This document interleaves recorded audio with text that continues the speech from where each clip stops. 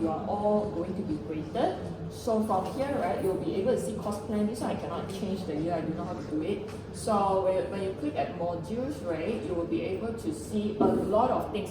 So today I will walk you through how are you going to rely on all these materials and how does it work and so on. Now, if you are not fast enough, you will find that it is very, very stressed later on. Now, basically, you can look at course plan if you want to, but not very important. This one is internal only. Now, you'll be able to see the topics, and then you'll be able to see, what are the continuous assessment. Of course, you will be very much, concerned about the continuous assessment, right? For us, we will help you, but Sergey actually called me just now and suggested that we should actually give you very difficult continuous assessment so that you are all very scared and you will study very hard until your final exam. But for me, right, I will normally help the student in continuous assessment because I know you cannot score very well in final exam, right? So we have a mutual agreement, maybe we'll give you a lot of assessment. Okay, you just do it and you take your real marks as your performance. And then until the end, I will do my own plus minus to help you. Maybe I will do that this time. So last semester was the only semester I did it very simple because last semester I was taking the second session whereby there are many students who failed many times already, so we have to clear them off. And therefore last semester was the only semester I did very easy. What I did was every chapter I will give a lot of quizzes through PowerPoint slide and then you have to answer immediately. The student have to answer immediately through Google Meet poll.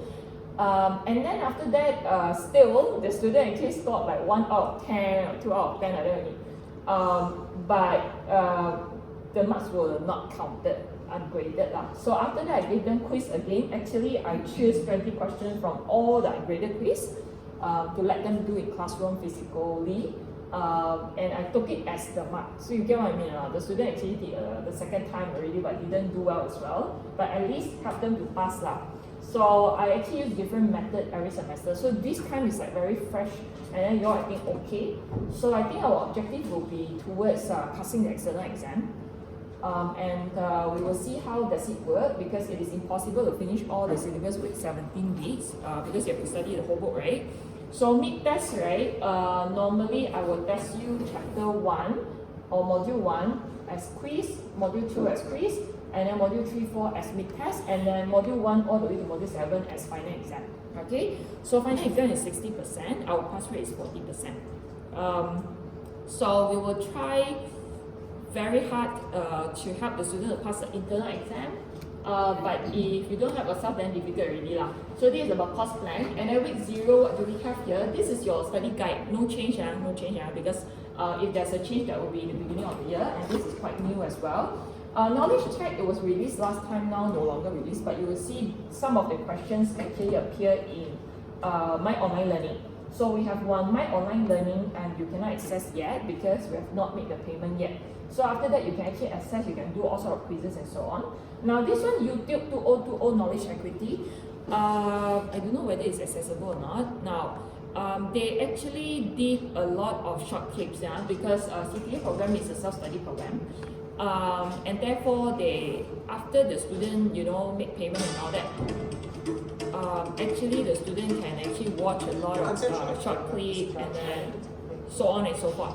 So basically, all these short clips are actually available from YouTube. That means you don't have to make payment, you can access all of them.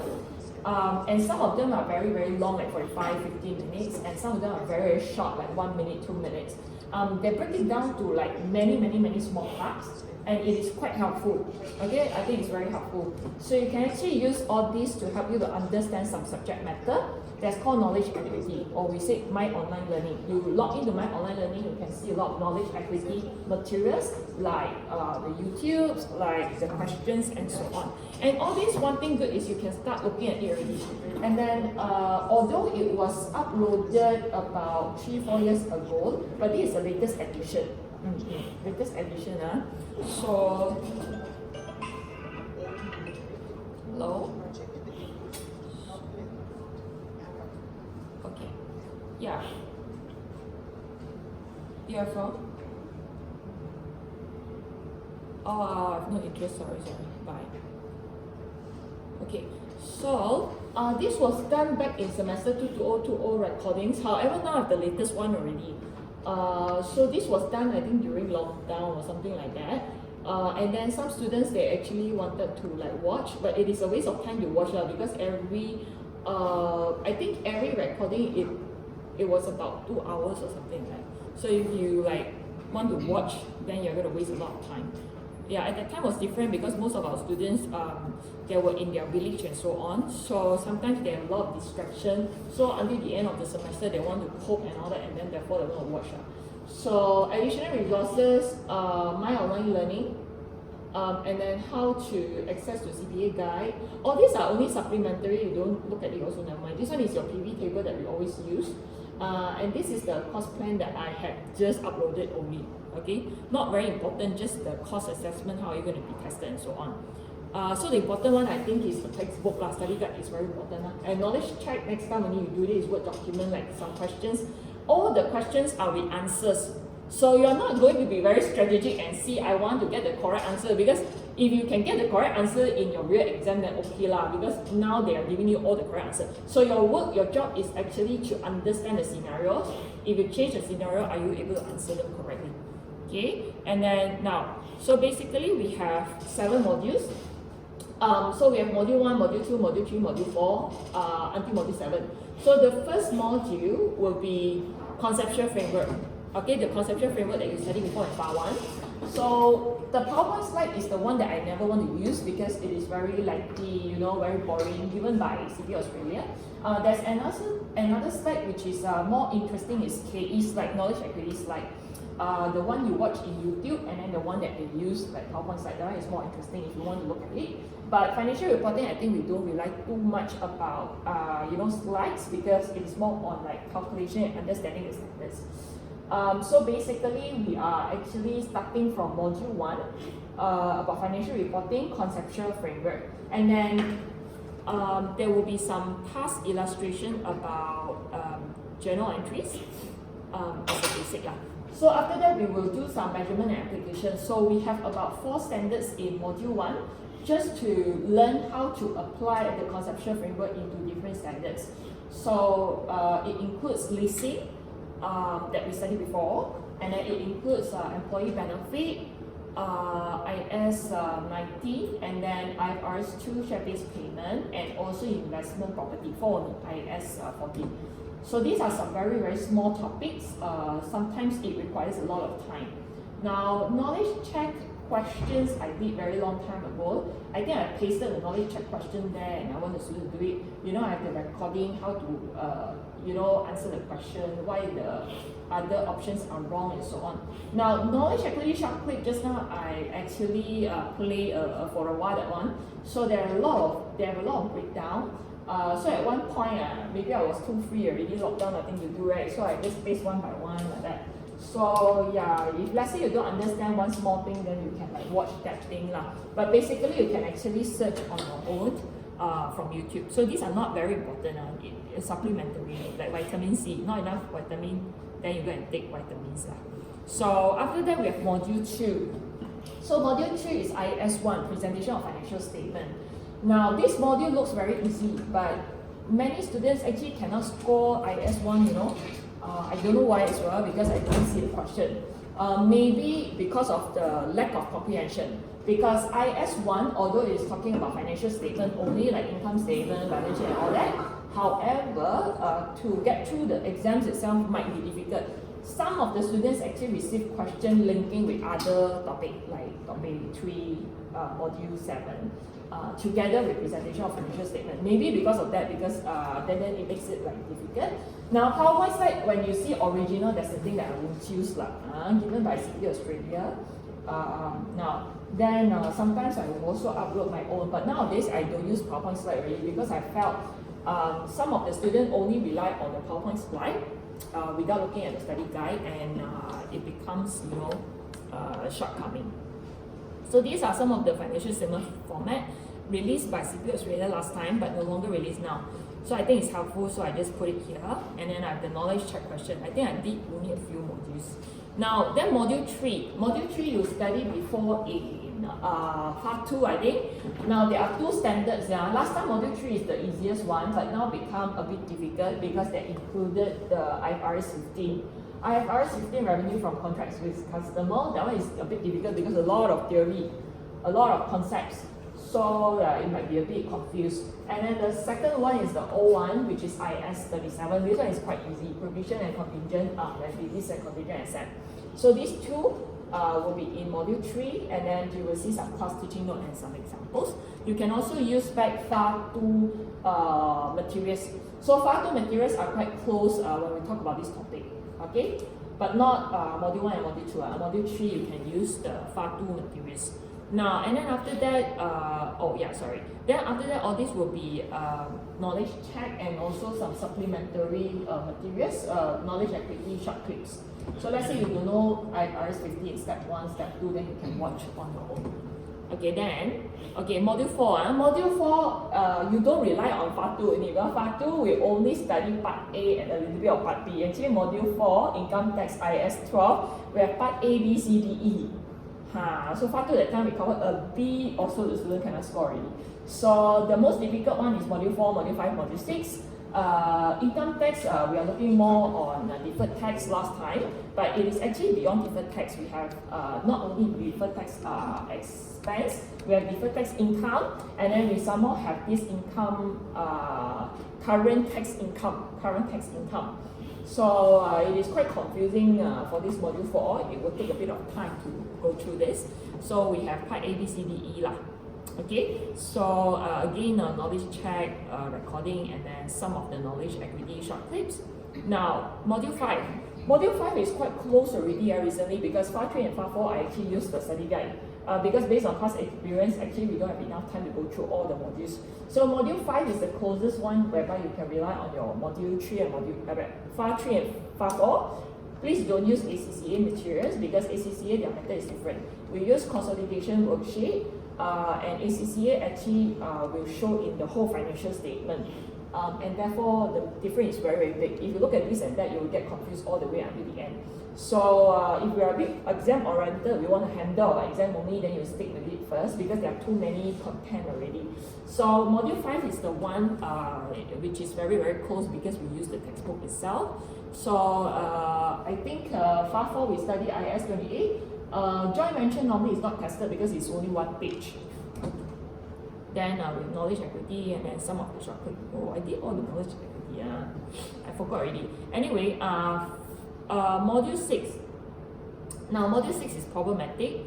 Module 6 is actually not covered. You study financial instrument before, I know, IFRS 9 and FAR 3, but it is almost like very different.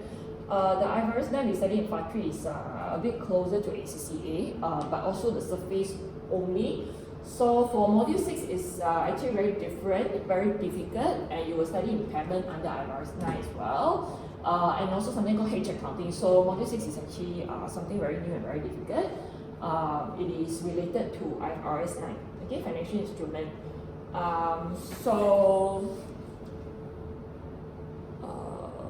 Yeah, I think something is missing. There are supposed to be many things inside. I don't know why, like only Part A. Supposed to have a lot of ABCD also inside. I'll check this out later on. Maybe when Eurox team transfer the cost card, it becomes missing. And I think this is like too short also, right? This one is quite easy. This one you can rely totally on impairment IS 36 we study in FAR 3. Although the PowerPoint slide and the examples are different, but the idea, the concepts are totally the same. CGU and all the concepts like corporate assets and so on. So I always tell the student this is the topic that you can score full mark if you study well, because it is only about technique, right? So impairment of asset IS 36, I felt it is the easiest one, and also Module 3, IS 37, I felt it is the easiest one. The most difficult one probably is Module 4, 5, 6, but the one that you might be find a bit challenging or difficult is Module 6 lah.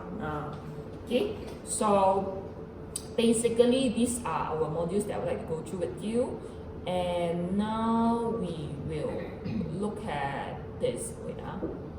Okay, so today we will do module Today we will do module 1. Now the challenge is like this. We have 17 weeks only. I have to convince you. Now we are now this week, right? We have class today, tomorrow, and day after tomorrow, right? However, we're in week 6 already. So basically, we have to replace one more here. Then it will be like 3, 6, 7, 8. Then only we cope our week back. That's number 1. Number 2 is we only have 17 weeks of classes. That means our class will continue until what is it? September, right? Okay, until this week before our CPA internal exam, without any study week.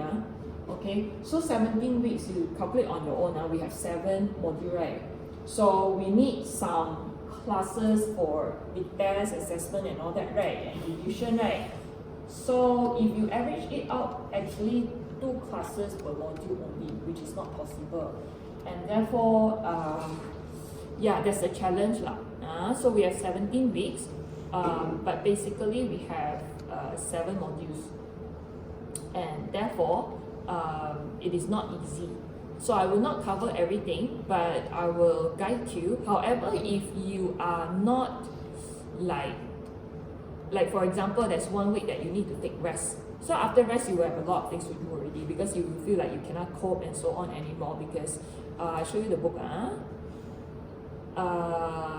Because it is 568 pages, so you can minus out the appendixes and all that lah. However, it's still quite long. It's quite heavy, and therefore. Therefore it is not easy to handle. Once you relax a little bit, then after that you will be very suffering lah. So that's something I would like to share with you. Okay, so let's look at this. This is your textbook, right? Please don't start drawing anything here. You wait for your study guide first because you have to bring your textbook to the exam center to do your exam.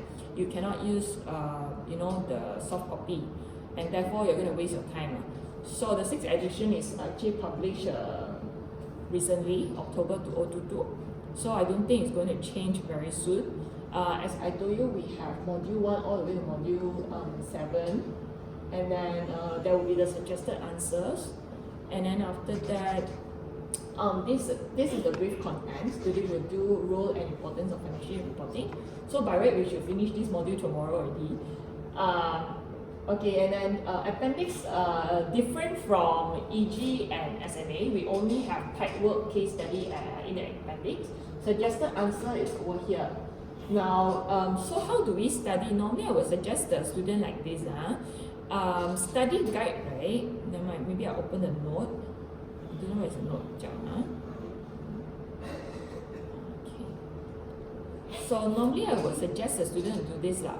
When you study, right, there must be a sequence. You do something easy first, then only you do something difficult. Now, please don't think that you do the easy one already, then you can pass. It is just to help you understand, certain things. Okay, so number 1, the easiest one is study guide question. The questions in study guide. Okay, the study guide questions are to help you understand the content right before the question. Okay, so there will be some short question, very short, very simple question, but you don't belittle those questions because those questions will help you to understand the content right before. So there will be some content like 1.1. Okay, now after that, maybe the second page there's one question. Alright, and then the question is actually to help you to understand the first page and then until the one before the question. So study guide, there are 2 types. One is called example, another one is called question. Okay, so examples will be examples, question will be question. They are all fairly easy because they want to tell you, they want to demonstrate to you about the concept they mentioned. They just mentioned. You get what I mean? So this one is the easiest one, but these are to help you to digest or understand, the standard and content.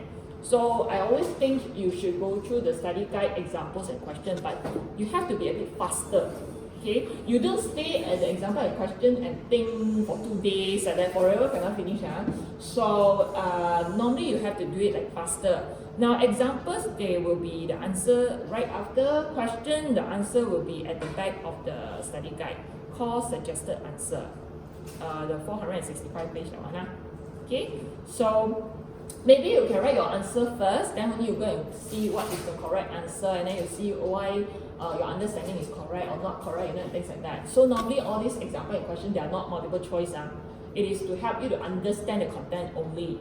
Okay, now after you have understood the content already, then what you do, then you can do extra question already lah, right? Now, so my online learning, you cannot log in and get into that yet. So my online learning, you can choose knowledge equity. Next time I will show you there are many things to choose.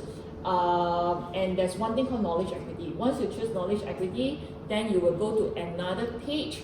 It will show you a lot of materials, including quizzes. So mini quiz, okay, they are the very childish one, like kindergarten standard, okay? So these are mini quiz are actually a multiple choice question like kindergarten standard. I ask you, what is fundamental qualitative characteristic, or which one is considered as fundamental qualitative characteristic? You forever will not get this kind of question in your exam. So this is just to make you understand, you know what are the topics that you study or not. So you don't rely on all this. You don't take this as your performance lah. You don't say like, oh, madam, I always score very well, but eventually I cannot get through. So mini quiz is something very simple. And then after that, normally mini quiz is how many? 2, 3, right? 2 or 3 every time, right? Okay. Then after that we have the quiz, right? I can't remember. So when you have a quiz, maybe it's at 5 to 10. Okay, they are all very easy. So until certain date, right, half of the semester gone already, then it will pop up and say there's a mid-test. Mid-test, how many questions? 20. Your EG mid-test. I think all mid-test same. Okay, so my online learning also got mid-test, not our mid-test. No marks, all these no marks. So my online learning punya mid-test for our CPA FR is module 1 to module 4. If I remember correctly, oh yeah, it is 15 questions. So all multiple choice question. So this one is slightly difficult than mini quiz and quiz lah, apparently. Okay, and then after that you continue doing all the mini quiz and all that. Then something will pop up again called practice exam 1 and practice exam 2. I think only 20 over question if I remember correctly. Practice exam 1, practice exam 2. So these are all from MYOL, and you cannot reattempt for these 3 tests. The rest you can repeat until you got all correct, but there's no point to do that. Seriously, you don't waste time, right? So mid-test, practice exam 1 and 2, 1 attempt only. For those students who will repeat the paper, you will see the same questions by the way. So it's not about question, it's about understanding the question, as I always see. So I used to do demo for some of them because you have to understand why A is correct and also why B is wrong, C is wrong, and D is wrong. Okay, because the question can change at any time, right? So these are some of the questions you can do, and then there are also like quick fire questions. Recently, like this year. So you can do those, and there's also another one, I forgot what's the name already, something quiz also over there. So these are all the materials that you can use. For FR, right, for EG, a lot of seniors or a lot of candidates who have done EG mentioned that practice exam 1 and 2 cannot reflect your performance. Okay, I think I will agree because every semester all the students will say the same thing, but for FR, it is different. If you can get through the practice exam 1 and 2, normally okay, because FR practice exam 1 and 2 are difficult. Okay, they are difficult. So, okay, now then we have knowledge check question. Knowledge check question is the older version. Some of them are actually in knowledge equity, so you can take this. And then some students ask about BPP. If you know about it, better not to use it. Yeah? Because CPA has already stopped collaborating with BPP. So at that time, because BPP is actually a publisher that publish a lot of past year questions for ACCA, CIMA, and all that. So last time our financial reporting BPP revision case, some of the questions are so complex, they are actually from ACCA, not so in-depth. So for the relevant one, I will share with you all along the way. So it's not about how many questions that you can do, it's about how much you understand and your ability to answer multiple choice questions. So basically we have 42 multiple choice question. Out of 42 multiple choice question, 41 is single answer and 1 is multiple answer. That means maybe A and B is correct, or maybe A, B, C is correct. So the other 41 question is like only 1 correct answer. Maybe A is correct, maybe B is correct. Get what I mean? So 42 multiple choice question, 41 is single answer, 1 question is multiple answer. So it is sort of like equivalent to 42 marks lah. And then there will be another 18 marks, which is what is that called? ERQ, is it? Extended response question or short written response question. So altogether is 60%. And then there will prorate it to I think 900 marks. Not prorate. I will tell you later on. So this ERQ, we don't know whether they are like how many questions, because every student will have different number of questions. Some have more questions, some have less questions. And nowadays they are not actually fixing into different several modules. Last time they fix it, but now it's like any module you might have ERQ lah. So maybe like Aisha might have module 1 and then Mus might have module 2 like that lah. But then our FR normally is a template based question. So template based, you can imagine normally it's a console worksheet question, normally it's a cash flow question, because this type of question you can do in template form. Maybe different text questions you can put in template form.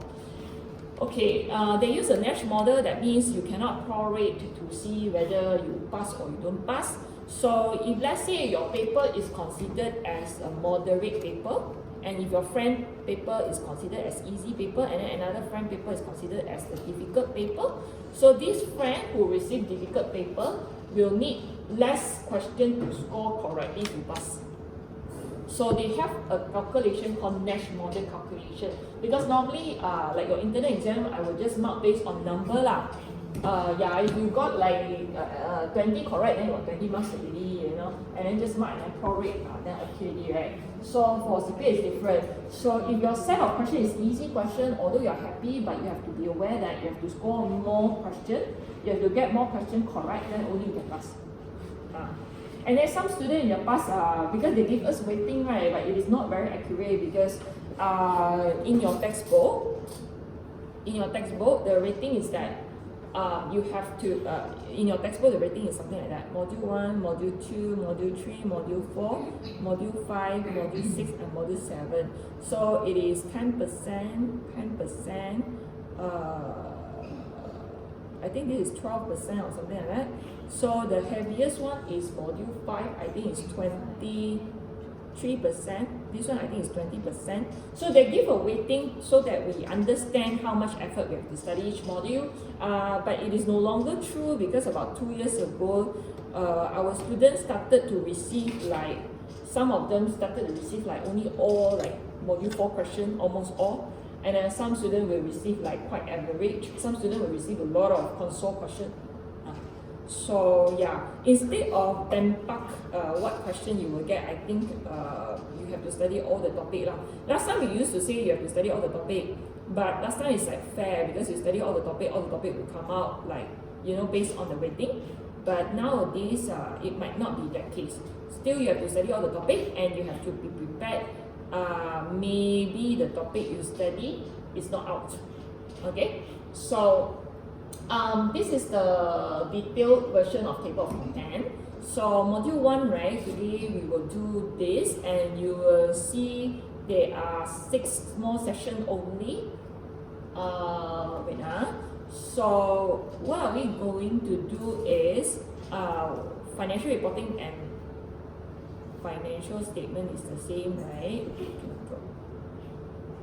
So basically, we want to know why is it so important to prepare financial statement, and what is the goal about it, something like that.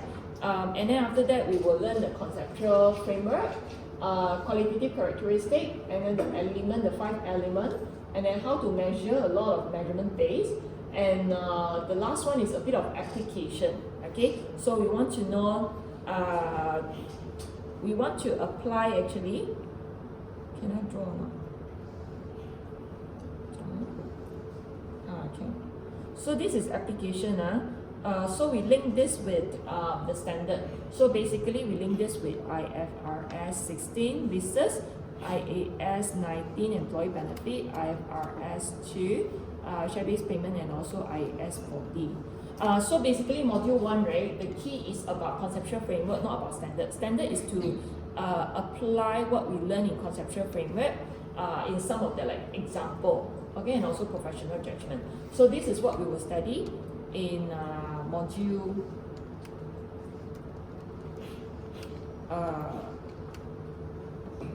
in module 1. Okay, so we will learn the role and all that. Okay, wait, don't know what to do really. Okay, so module 2 we will talk about it later. So you will see all the details here basically, and then if I scroll all the way down, you'll be able to see this. Suggested answer is 465. I just repeat. Okay, then you will see some subject outline. This one I think don't have to read lah. Just an outline what you will study. You know the main content, but it will not help you to score an exam. This is the weighting we mentioned. Module weightings and study time.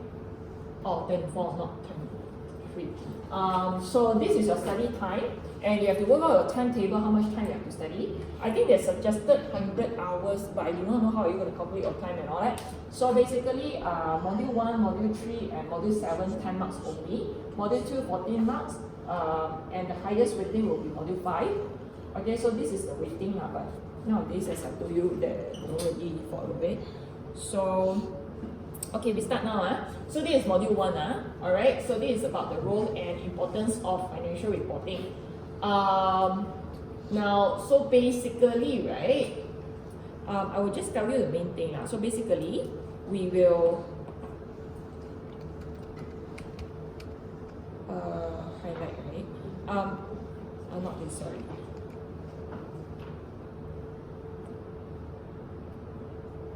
Okay, we will look at more on conceptual framework 2018.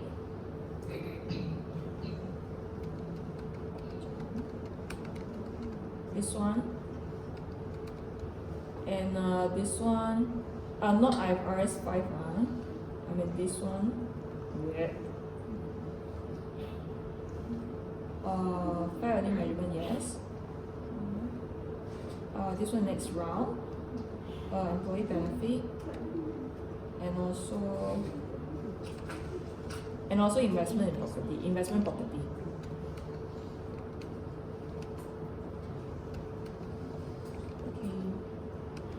Okay, so module 1 we will look at that few things more.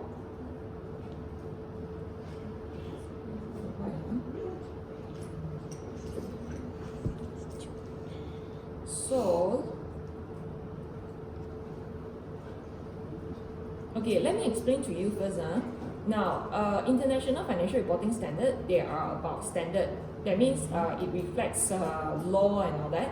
Now, conceptual framework is not a standard, it is just a guideline. There's a possible multiple choice question, by the way. So, seriously difficult. Wait, confused already.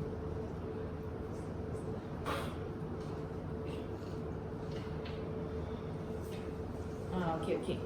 So if you see this right, now module 1 we are focusing more on IASB conceptual framework for financial reporting 2018. Now IASB is the regulatory body called International Accounting Standard Board. Last time was IASC, International Accounting Standard Committee. Now last time, right, when that was the IASC, all the standard they issue, they name it as IAS, International Accounting Standard. So IAS will be the older standards. Some already have been superseded, meaning replaced, but some we are still using like IAS 1, IAS 2, IAS 8. So when you see IAS, it is different from IFRS. IAS is the older one, IFRS is the newer one. But the one we are using, they are still effective. These are all law. Okay? So because of a lot of issues in IASC, so IASC was replaced by IASB. So once IASB take charge, right, they actually started to issue new standard and change the name to IFRS. Okay, so that was a bit of history lah. So IASB actually worked out the conceptual framework, and last time maybe your time you studied 2010 and it has been updated to 2018 already. not much of changes, they just add some new content. So this is called framework, this is not a law. Alright, this is a framework. So framework is a guideline for accountants to understand the concepts of accounting so that they can prepare financial reporting. So when you have a court case, you cannot use conceptual framework, you use the law. Okay? So, however, the new conceptual framework, they are supposed to be very in line with all sorts of laws, especially the new one, the new IFRS standard. That's why we will raise some standards in terms of application to make ourselves understand better, to interconnect them. So, module 1 is actually more on theory, but there are some calculation as well in 1.5 and 1.6. So you will see the text here, right? Like the role, and we are now looking at general purpose financial reporting. You're not doing the special purpose. General purpose is the one that you will provide for most of the company. Special purpose is like some of your industry, like bank. Okay, they need to have a special purpose, or some company that want to go public listed. Okay, so they apply for public listing process, and therefore they need a special purpose financial reporting. So we will learn throughout the whole semester is about general purpose financial reporting. Now I scroll down a bit because I'm going to jump to a PowerPoint slide. Yeah, that's the only PowerPoint slide I did, for module 1, because normally when we do module 1, normally the students do not have the materials yet. So you will see some figures to make you understand some of the information. And then you will see this is the one I told you, like question. The question is to reflect the content, to make you understand.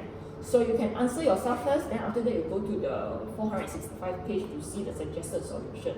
You will not pass like that only, but it will help you to understand, the concept. So this is called question. Then you have example, right? So example will give you the answer inside already. Okay, it's not a question. Example. So example and questions you have to read them, understand them, so that you can understand the subject better lah. So this is the textbook that you have to be very, very, very patient, when you read them and all that. However, I will use this to actually start our class today, so that it will be a bit faster as well, which is this. Now, this is the original slide that I told you that maybe you don't want to look at it because it's very lengthy and all that, but I actually modified for module 1. So you will actually see that I will jump straight to slide number 6. We have 1.1 to 1.6. So 1.1 is about the role and importance of financial reporting, right? Okay, now, so let's see.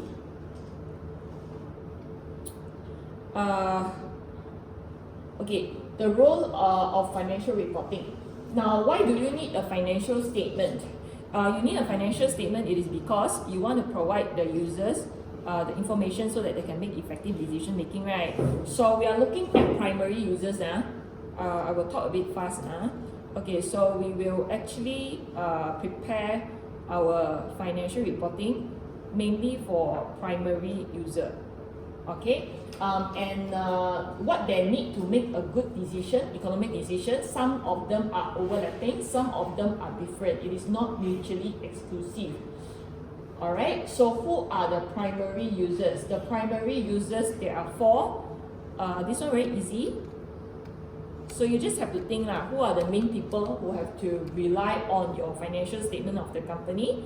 Number 1 is investor. Number 2 is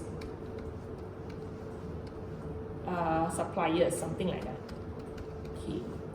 Why? Because the investor have to see whether the company is stable or not, right? So investor, logically, you will know the existing one and also the potential one. The one they are about to invest in the company and the one who had already invested in the company.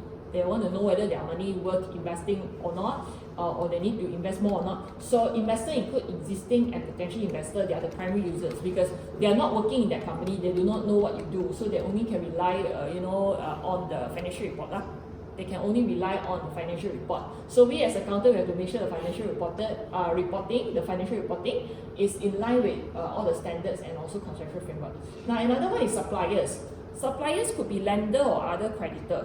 Okay, so for those who lend you money like bank, okay, they want to know whether you can pay them back the interest and principal or not. And then other creditor, okay, maybe some company also lend you money, okay, so they want to know whether the company is sustainable or not. So you as an ethical accountant, you have to make sure your financial reporting fulfill the role to provide these primary users to make a correct decision. Okay, now, so we will see this in another form. Now, the users, right, could be shareholders, competitors, suppliers, and bank. So, who are the most important one? We will see the shareholders and also the suppliers. Okay, they are the primary users. So, these are some of the questions they will ask, and they will rely on your financial statement, whether I should invest or not, whether I should sell the goods or not, whether how the company perform if I want to compete and kill the company, for example, and also the lender. So what are the information they need? It really depends. They have different information, but there are some overlapping one. So I think the overlapping one over here, they are all about performance and money lah.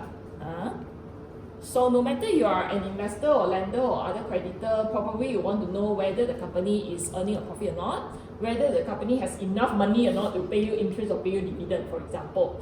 However, they're also having some other information need which are not overlapping. Okay, so maybe investor want to know whether there are any good news or not, new tender or not, so that the share price might increase, so it's good for them.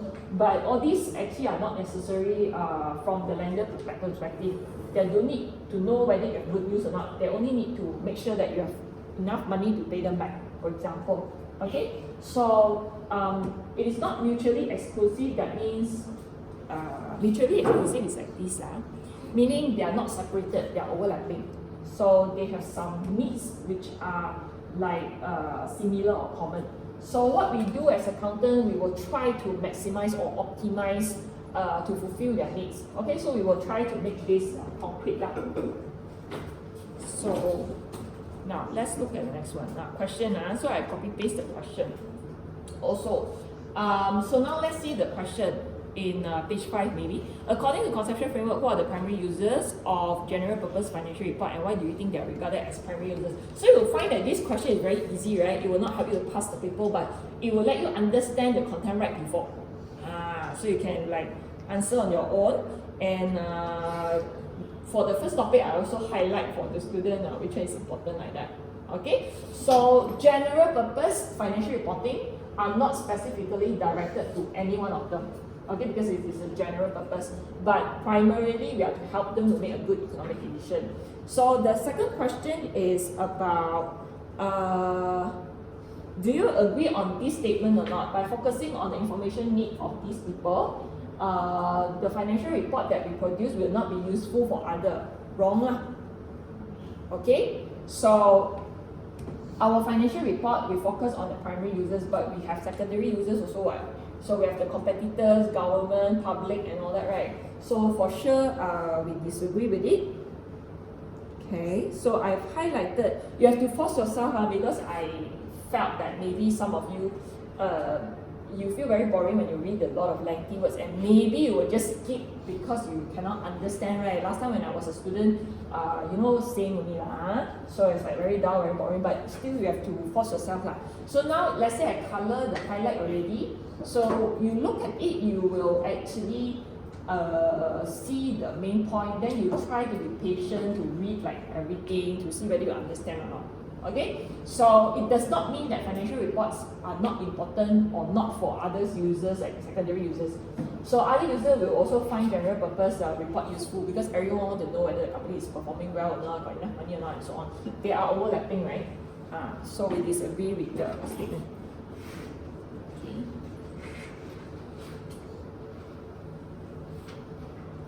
So now. So basically, we have all these general purpose financial statement that we will learn in module 2, so I'm going to skip it. Okay, this one important. I think it's important, so I wrote it here. Conceptual framework is not law itself, it's not a standard itself. Okay, it is only a guideline. So when there is a conflict between IFRS and conceptual framework, which is very rare, which should be very rare, we will follow which one first? IFRS. take precedence means this is a priority lah. Precedence means I will take this one first. It's a law terminology. Okay, now for the standard, right? Normally every standard, IFRS or IAS, normally they will start from objective and scope. Okay, and then they will include like effective date, ED, and then their basis of conclusion, BC, and illustrative example. But they are not part of the standard. Okay, so it is only like an attachment because illustrative examples, there might be some example to guide accountants what to do, you know, and so on.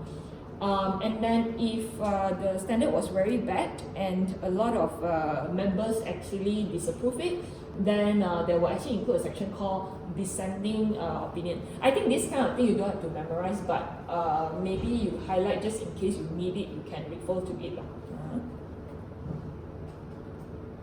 Alright, so what is the interaction between financial reporting and the regulatory environment? Who must prepare general purpose financial reporting? Now, all the reporting entities have to prepare GPFR. Yeah, reporting entities is not limited to a private limited company or public listed company. Okay, it can be, but it is not limited to. For us, right, we are more looking at profit entity lah. We are more looking at public listed company actually.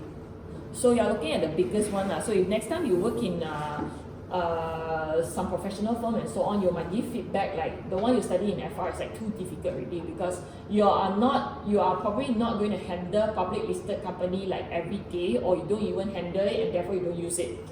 Okay, so there is a tendency. So we are actually learning the most difficult standards, yeah, throughout your program. Okay, and then now, so 1.2, we do 1.2, then we take a break. So 1.2 is about conceptual framework, 2018. Okay, conceptual framework 2018. Now, what do we have in here? This is the structure. You learned in FAR 1 already, okay, but maybe you forget lah, don't know. So actually, conceptual framework, we do have objective, what is the purpose, okay, and then qualitative characteristic, I will normally name it as QC, we have a bit to study about it, and then the new one, the 2018 actually include RE, reporting entity, we mentioned just now, and then all this you learned already last time in 2010 version. The 5 elements you also studied before already. And also the new one, they includes this one because they've not finished at the time. But this is not our focus. This one we don't really study. We study until measurement only. Presentation we will study throughout. Now every modules, right, for sure there will be presentation and disclosure. That's where I will let you study on your own. I will let you read on your own because disclosure note normally is like reading only. Reading. Okay, then. Okay, what is the purpose of having conceptual framework? Conceptual framework is not law. It is a guideline only. Now, because we worried that the law, the standards do not cover everything, and therefore conceptual framework, it is a principle-based guideline. It will provide guidance to us if the standards are not specific to that certain thing that we cannot find from the standard.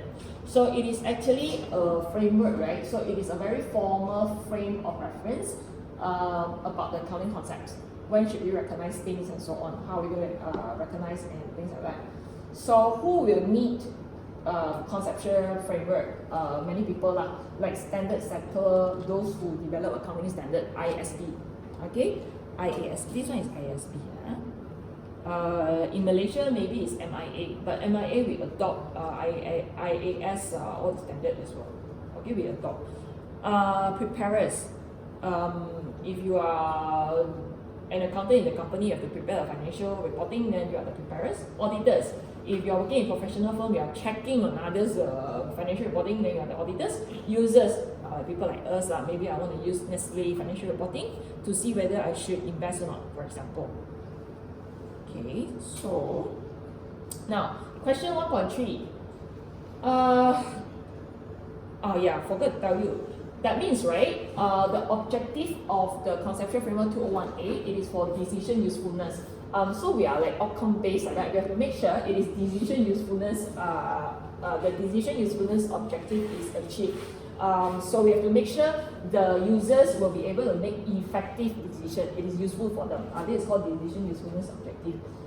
It provides unambiguous guidance in resolving the problem. Do you agree? Now, when the question mentioned it is useful for this group, it is not useful for that group, or the question said for sure everything is clear, or if the question said there is no error anymore, or the question said it solved all the problem, all this kind of question for sure is wrong, because we are more conservative. We are using conservative concepts, so we do not go for 100%. So when there is a strong word in the question, you know there's something wrong already.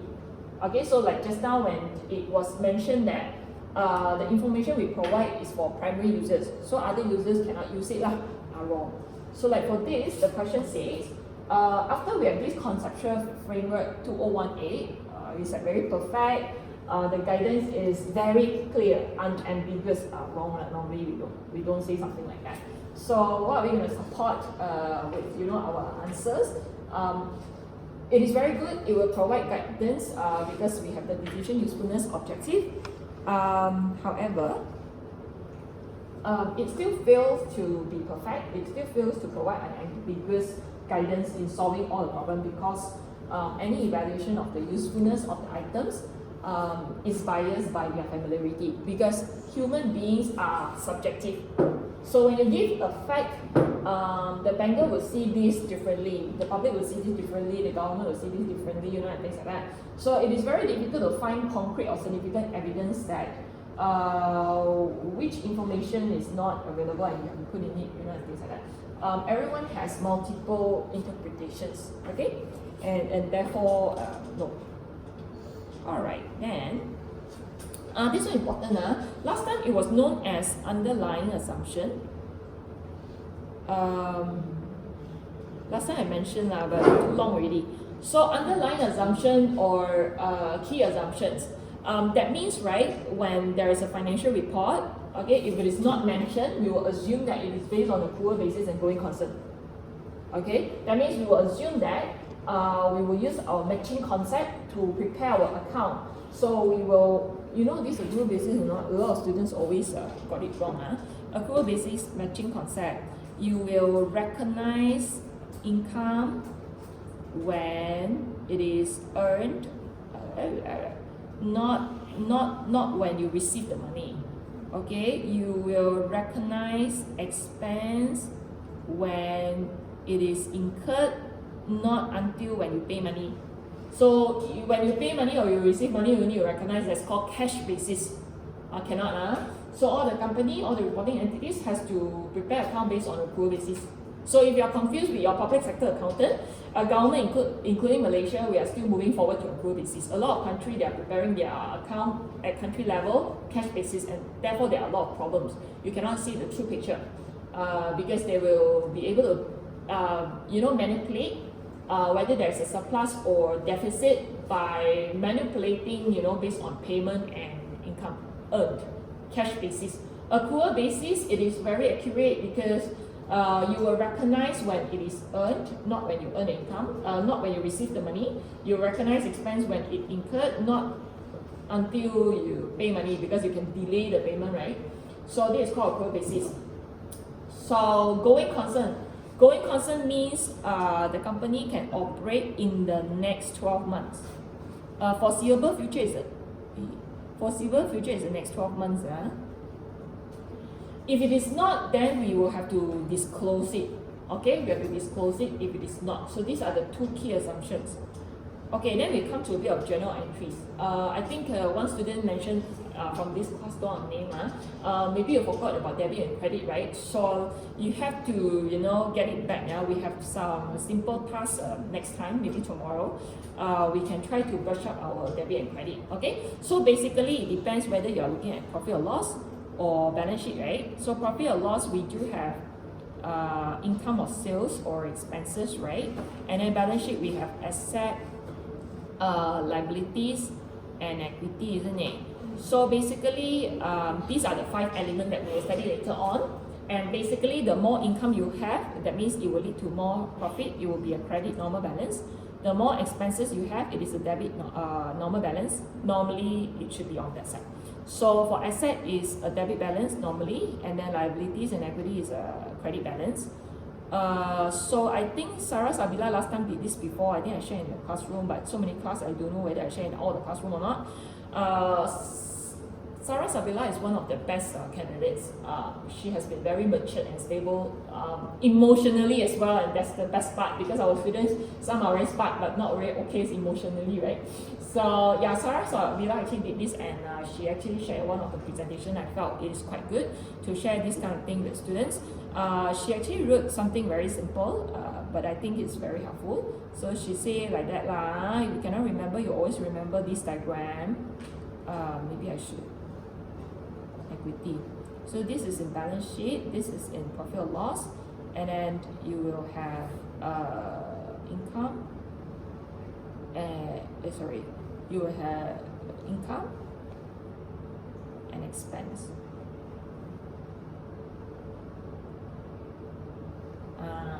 So you start to remembering this, and then the account title you have to park under the correct category.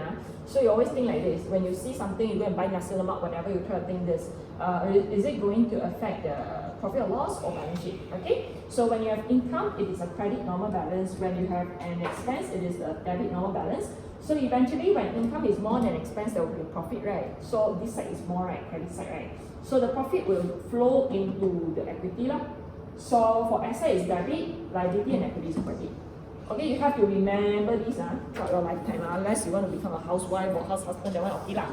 Otherwise, no. Okay, now let's look at this question first. Okay, almost done already. Bear with me for a while. Now, almost done the first part already. Bear with me for a while. In its first year of operation, Tower purchased and paid widgets costing 50,000. Okay, purchased and paid. Alright, then during the year, Tower sold 60% of them. Okay, and then the widgets on hand end of the year was 20,000. Out of 50,000, 20,000, that's 40%. The sales were on credit terms, credit sales. So Tower received 37,000 cash from customer and 3,000 remain uncollected end of the year. That means the sales is 40,000, right? And then during the last quarter of the first year of operation, it entered into a property insurance contract for fire and theft. Okay, fire and theft insurance. The annual premium was 4,000 paid in cash, and the insurance expired 9 months after the end of reporting period. That means it already utilized 3 months. So what are we going to do?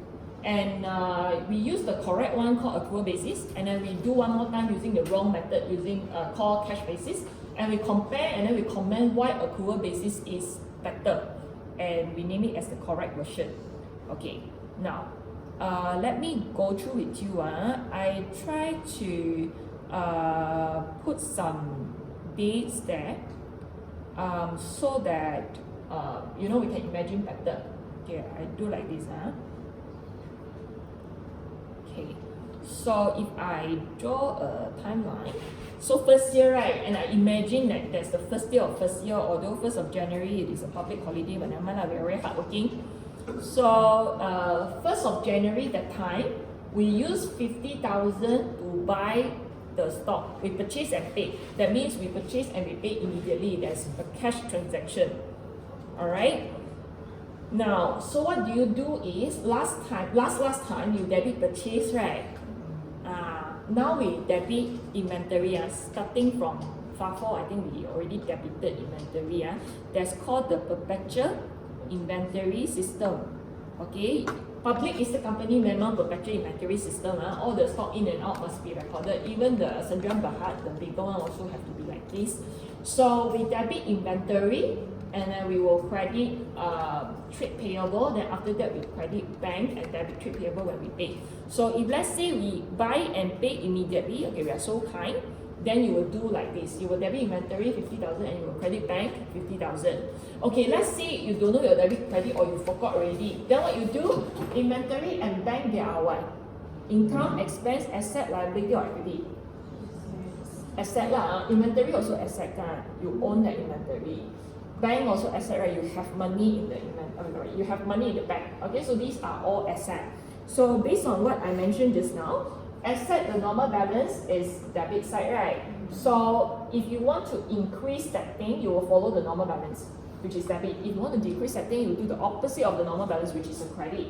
So from the action of purchasing widgets, you will have more widgets, you have more inventory if you are buying and selling widgets.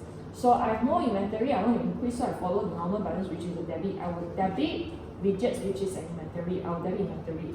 However, by buying it, I pay immediately.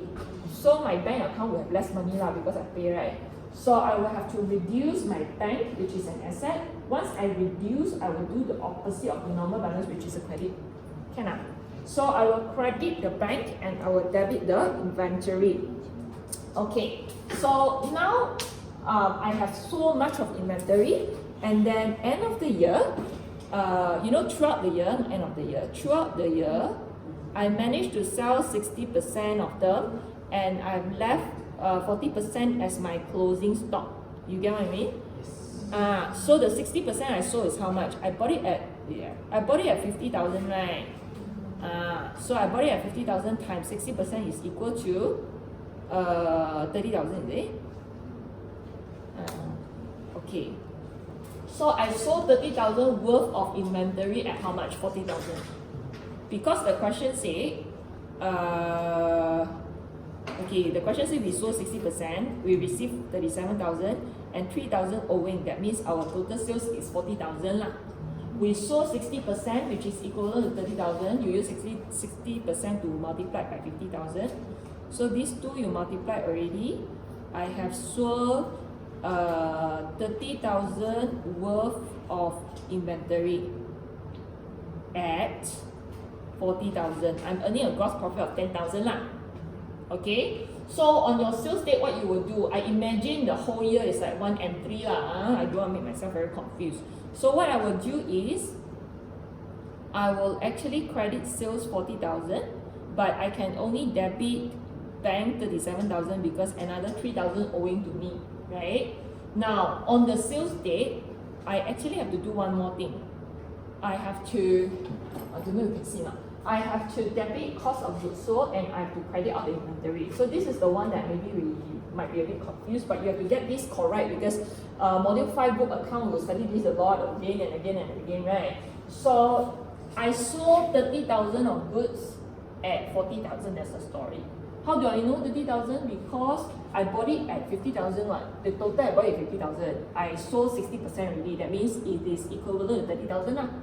60% times 50,000 that I bought is equal to 30,000. So my cost of goods being sold, the cost of the goods that I have already sold, the 60% is equal to 30,000. So I have to debit my cost of goods sold because it is part under expenses element, it will reduce the profit, and then I will reduce my inventory. Okay, I will credit on my inventory. So eventually, how much inventory I will have? This one, the story is the story will be this one. 40% closing stock, right? So my inventory carry now will be equal to 50 minus 30 equal to 20,000. So 20,000 is actually 40% of 50,000. You can use 20,000 divided by 50,000, you get 40% as well. Just play around with the number. So our gross profit is 10,000 because your sales is 40,000, your cost of goods is 30,000. So you earn a 10,000 at gross before you minus out whatever. So if let's say you're not familiar what I debit, what I credit and all that, you can go back to that diagram to think about the normal balance and all that. Okay, so this is number one. Now, number two is the insurance. Now the insurance, right, you always have to pay in advance, okay? So let's say I want to buy medical insurance to cover myself, you have to pay. You cannot say like, now I pay, I want to cover last week I was injured, cannot, right? So now you can only pay for the next, the future periods, right? So as an example, we paid 4,000 yearly premium to cover fire and theft. Maybe starting from 1st of October until next year 30th of September. Okay, so we pay 4,000 one shot on this date. So what you will do, you credit bank because you pay early, and then you will debit something called prepayment or prepaid insurance. This is an asset. You pay in advance, it is an asset. So from the question, right, it is somewhere around here.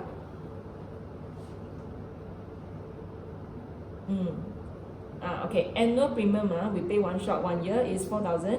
We pay in cash, and then it expired 9 months after the end of the reporting period.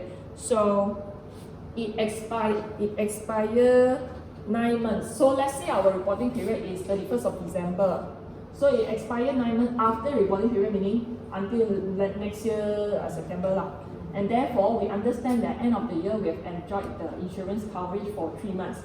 October, November, and December, 3 months. Okay, adjusting entry can be done once in a year, end of the year. So I can do one shot end of the year. What I will do is, I will debit the insurance expense based on accrual basis concept. When it is incurred, I will expense it off. So we have enjoyed, it has incurred how many months? 3 months. So what you do, $4,000 divided by 12 months, then you times 3 months, you will get 1,000 ringgit. Or $1,000, okay? Then I will credit out the prepaid insurance because I'm going to reduce my advance payment. So my prepaid insurance will left this minus this is 3,000. The remaining 9 months. So if I if I do this, this one, yeah. Oh, hello, come. You want to look for okay. So right, no problem. So right, you use 4,000 minus 1,000 is equal to 3,000. This 3,000 is the prepaid insurance from 1st of January until 30th of September 2018. Next 9 months. Okay, our prepayment. So if I scroll down a little bit, you will find this inventory carried out is 20,000. Prepaid insurance is 3,000, and trade receivable 3,000 not received yet. This one is simple. Now, the next question is, but not next question. The question at the end asks us to compare the correct one, which is accrual basis, and the wrong one, which is a cash basis. Then you will see the big difference for this question. Now, so what are we going to do is, maybe I color in blue. Now, if we use the correct one, this one is the correct one. Now, accrual basis, we will have a sales of 40,000, and then we will have cost of goods sold 30,000. So we have a gross profit of 10,000. I just not mentioned already. Then our insurance expense is 1,000. So you will see this 40,000 sales, cost of goods sold. Don't know why. Cost of goods sold is 10,000. So your gross profit is 10,000. And then you minus the insurance expense 1,000, and you will get profit 9,000, right? So you will know that actually our performance is okay. Now, however, you use cash basis, okay? You can manipulate whichever way you want, but in this way you will see like a great loss because we receive 37,000 only, right? Cash basis means you will recognize income when you receive money, you recognize expense when you pay money, okay? So I received 37,000, 3,000 owing, so I write 37,000. And then I pay 50,000 to buy all the stock.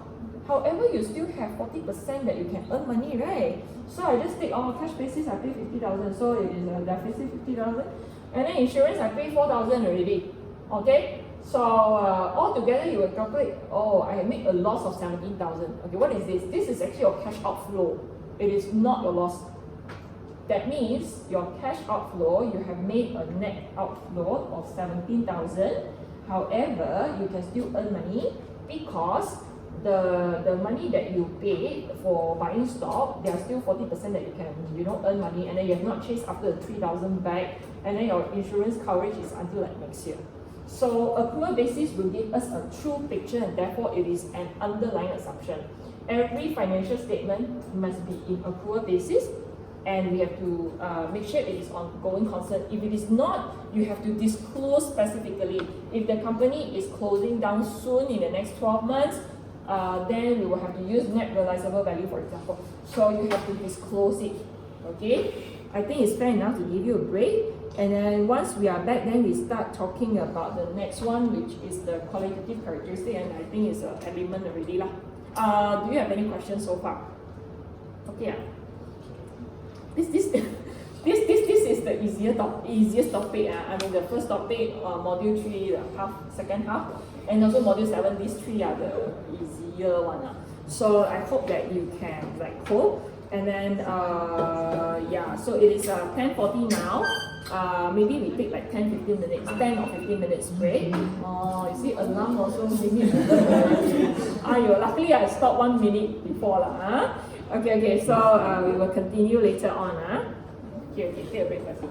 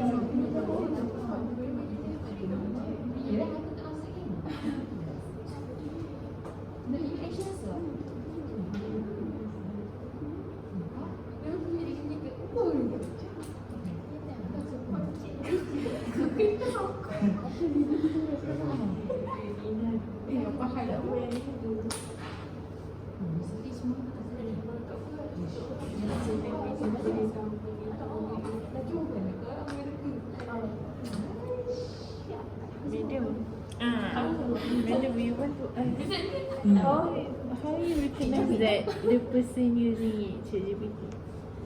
Oh, just now explain it's not you, is it? Oh, okay, because the answers are so Perfect. perfect, only for a bit of the question. Relate with the question. Is it? Because there are 4 questions and not breakdown, right? So some of the questions are like empty lah, for example lah, and then some question like perfect. Then I ask exam uni the toilet in and out record.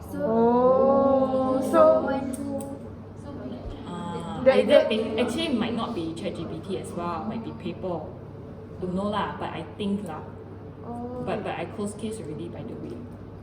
Oh, you check the name in the table that go in. The once I hantam, that's the one already. Yeah. Might be Google search lah, might be Google search as well. I mean, I don't know. Because we also use Google to make us understand. No, yeah, because normally case study question not so easy, but the problem is my case study question is I have a lot of like definition question. What is what like that, right? What is ERM, for example? But because most of you okay, then after that I see the total mark already, and I'm like, it's okay. I thought of asking a student to take with Adila because I have the second exam. Madam PM the student. Madam? No.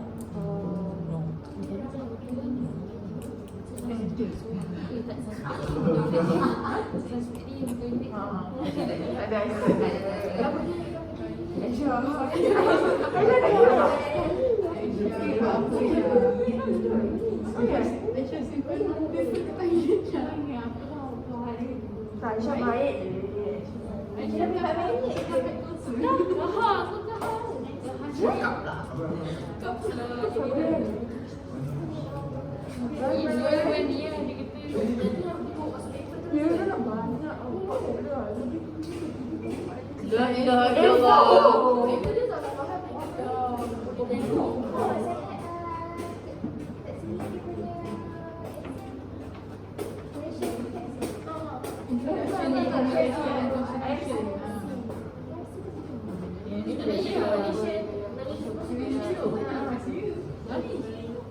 Madam, you heard about the foreigner bring the paper? Foreigner bring the paper on the examination. At that time we take IA. I think ATP, IA. It's not IMC. IMC stands for what? Either IMC or ATP. Our Yatim, is it? Huh? Our Yatim. There's one guy very famous already, that guy. So I sleep also will think about him. Is it a very handsome, thin, tall, that one? No. Foreigner. It's a Foreigner lah, I'm referring to foreigner lah, not many foreigner. Both. not thin. Not thin. MPU lah, because the student is like first semester only, already a lot of issue. He bring answer. There was one student, Madam Yuha punya test, he also brought answer, tapi still failed. That's why he's so famous in level 13. Once we hear about his name, everybody laugh until like mad already. Difficult that guy.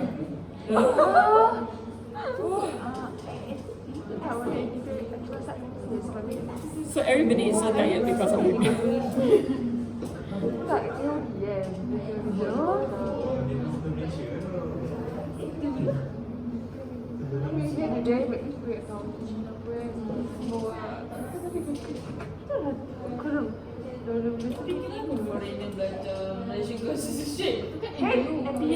Have to MPU mah.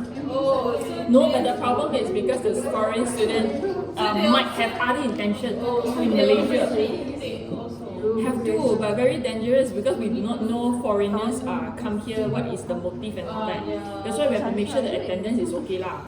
So one of the foreign students actually came at CB. He wants the attendance list to submit to his embassy.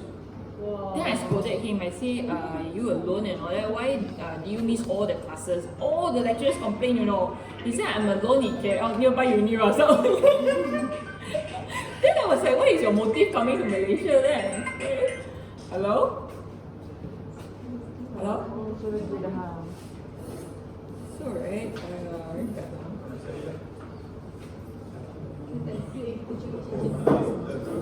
but the guy I'm referring to, he's very handsome, you know.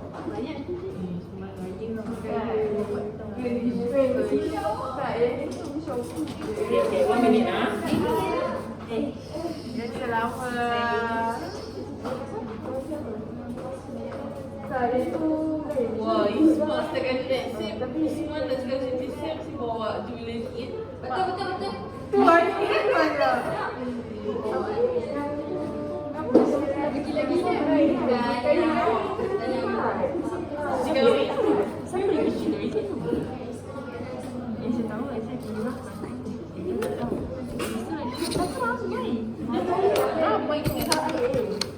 Mimi, you only brought iPad. Ayu tak? Besi-besi. Siapa yang buat telefon ke sini? Saya pun selalu tak dalam phone kan, tak sempat kan, dalam kabel kan. Tu cakap, Mina cakap mungkin dia tak sempat. mungkin dia dah kesal, mungkin tipe yang wah, Aisyah, dia nak masuk. Oh sorry. Sorry tu. Memang betul rambut ke? Tak kan?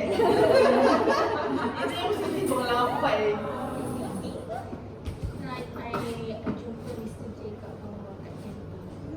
Kenapa tak tanya? Ini akan makan. Dia tanya I, kenapa my taxi teruk sangat?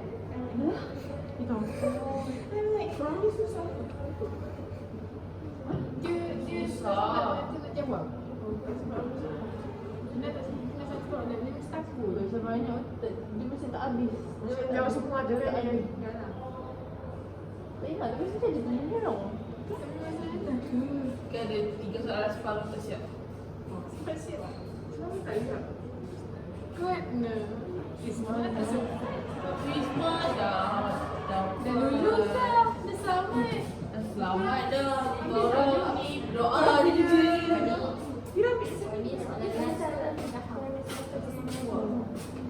Kenapa tak sampai? Kita dah sempat dulu soalan. Ada yang keluar tak? Tak ada. Kurang yang tiba. Banyak lah. Paling tahu. Ada yang nipu. Oh,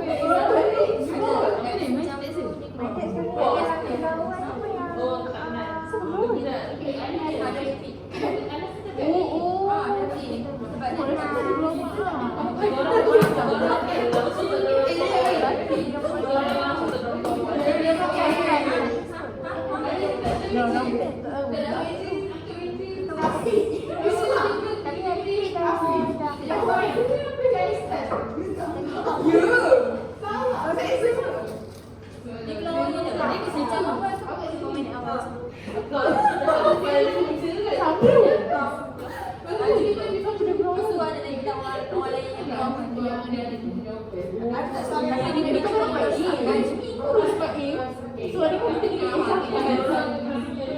Biasanya kan, kita jawapan tu betul macam ni dulu.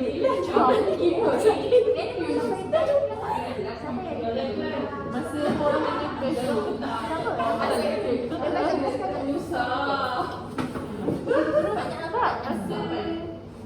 sebelum orang kot. Dia repeat terus dapat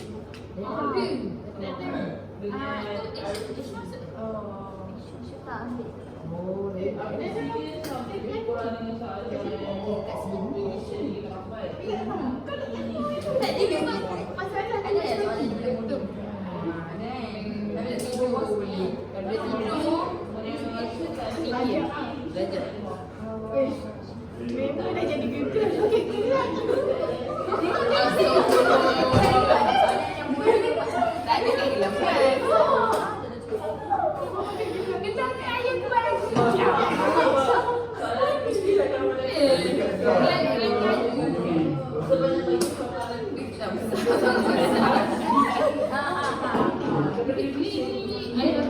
Tapi kuat itu kalau boleh nanti sikit. Tak ada dia bagi kita okey. Kalau aku buat satu ni hanya kuat ah. Kalau kuat dia nak fit. Masuk tak? Aku baik.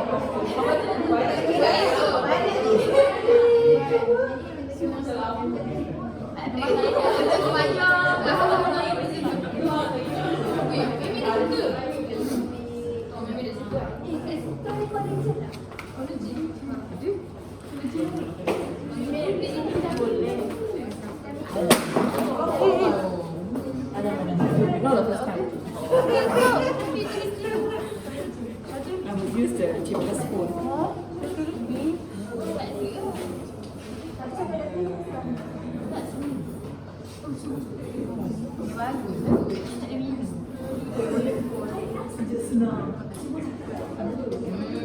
I will drop this later on.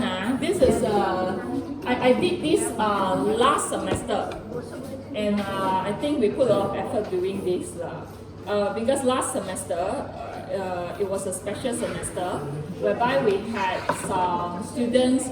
I think we have one outsider, and then after that we also have some repeaters, and all that. So yeah.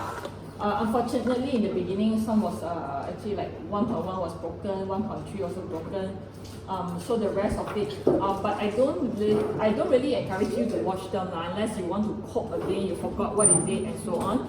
And number two is I don't encourage you to Google search to make you understand one thing. Like ChatGPT, all is the same. Because why is because right, it is all about database. Everybody who throw everything inside, like a rubbish dump like that, good or bad, will all be captured. So nobody will tell you whether the idea is correct. Nobody will tell you whether the idea is wrong. Yeah, I was so surprised when Harit, one of your senior actually scored, distinction or something right in FR, right? So he always asked me a lot of questions last minute, So in the very, very last minute, one day before his external exam, he actually asked me, if I remember correctly, the question was module 7 question. He said, this software, right, it is not an intangible asset. I said, no, it is an intangible asset. Because he said he's confused, then he looked for ChatGPT answer. And ChatGPT said computer software is not an intangible asset, which is wrong. So if you keep on posting a question, it might, number one, give you different answer. Number two, might give you an inaccurate answer, just like you Google search. And therefore why when some of the patients, if you have heard before, when they go see doctor, the doctor will say, please do not Google search and ask Dr. Quack. Because when you Google search based on your symptoms, there will be more issues than you do not Google search. You might be misled, you might have a lot of mental fear unnecessary, or the Google search answer might give you a wrong direction, especially in terms of medication, because a lot of people like to talk about it. The more people like to talk about it whenever it is a very hot topic, the more subjectivity and biasness in there, because everybody will throw their own perception and view. And then sometimes people will say, oh, this leaf is good, that leaf is not good, and things like that. And then you have to wash the vegetable like that dripping, And people will start believing and take it as a theory, which is not correct. So yeah, so for technical subjects, I think that maybe it's not a good idea. So what is a good idea? Maybe you can ask me. For example, you read one module already. You discuss among your friends whether your understanding is correct or not. So if your friends, your group members all also very confused on one topic like a goal basis, why not you just tell me what you understand about it and let me listen and see whether you understand it correctly or not. Better still, right? Better than typing into ChatGPT whether this is correct or not, So yeah, I think that's maybe a better way since you have a good opportunity having classes and all that. So that's what you can do. So all this last semester recording, and some of them will be the very, very long time ago recording as well at the end. So I actually pasted one by one to help some of the students. So some are actually knowledge check demonstration, and so on. So if you are very, very, very fast, right, you can actually watch you have nothing better to do, you want to watch. And then I also did some demo for practice exam, but that one was really very terrible version because the connection was very bad at the time. So yeah, but better than nothing. So I just posted some of the things over here that you can actually take a look. I will share later on. So we will continue now. Okay, so now we are in 1.3. So we are now in conceptual framework, we are now in conceptual framework 2018. So just now we learned already what is the general purpose financial reporting, GPFR, and then it's a bit warm, never mind. So what is the objective of doing it? The underlying assumption and the primary users, right? So now we're going to look at qualitative characteristics. So we have two big types. One is fundamental and one is enhancing. Now, fundamental is basic, right? I always say you have to make sure your fundamental is okay and all that. So, fundamental is like the road, the road. This one is fundamental. So, fundamental, we have both relevance and faithful representation. So this one is the most important one. To make it better, we have enhancing qualitative characteristic. So enhancing is a bit like the leaves, the branches and so on. And enhancing qualitative characteristic, we have 4. Okay, so I actually in the textbook I name it like this. Can I just back? Oh, okay, so I name it like this. I name it this as A, this as B, and then I write like A1, A2, and then B1, B2, B3, B4. Now, qualitative characteristic is different from quantitative. It is not about numbers. Okay, it's more adjective. So we have to make sure our GPFR, general purpose financial reporting, they are relevant, they are faithfully representing the fact itself. And then to make it better, we have to make sure it is comparable, verifiable, on time, prepared on time, and it is understandable. So roughly it's like this. So I color some slides, I added some slides and color it in green color so that you know this is within a group. Okay? Now, so we are talking about A, fundamental qualitative characteristic. So we have relevant and faithful representation. Both are important. We have to seek for balance because sometimes we can achieve relevance, then we cannot achieve faithful representation. So we have to exercise our professional judgment to seek for balance. So the first one is relevance. Relevance include materiality, but relevant is not equal to materiality. That means if you have one bulat, so this is relevance. In relevant, it also includes materiality, but we don't say it is equal to. So materiality is something important. So in accounting jargon, we will say if we omit some information and it will affect the primary users to make a wrong decision, it is material. So our question is, how much is important? So we don't do it like very quantitatively. We don't say, 500,000 is important. Less than 500,000 is not important. We don't want to do that. We want to use qualitative characteristics. So we say, if the users do not know about this 500,000 wrong transaction, they will make a wrong decision. Then this 500,000 is important. If it will not affect them to make a wrong decision, then it is not material. So materiality will explain relevant partially. Okay, but it is not equivalent. So when it is material, then for sure it is very relevant for you to disclose, for you to inform, and so on. Okay, so relevant will include materiality. And now, how is the relevant QC help the users? Number one is the past, number two is the future. Or number one is the future, number two is the past, whatever is it. So basically, right,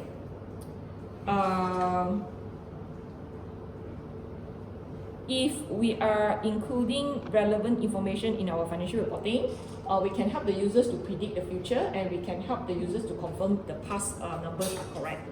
So this is about relevant. So if your information is relevant, for example, your cash flow, and so on, they are relevant, then basically we can do a budget next year. Or if, let's say, your financial performance is relevant, then you can confirm the number are correct, your analysis is also correct.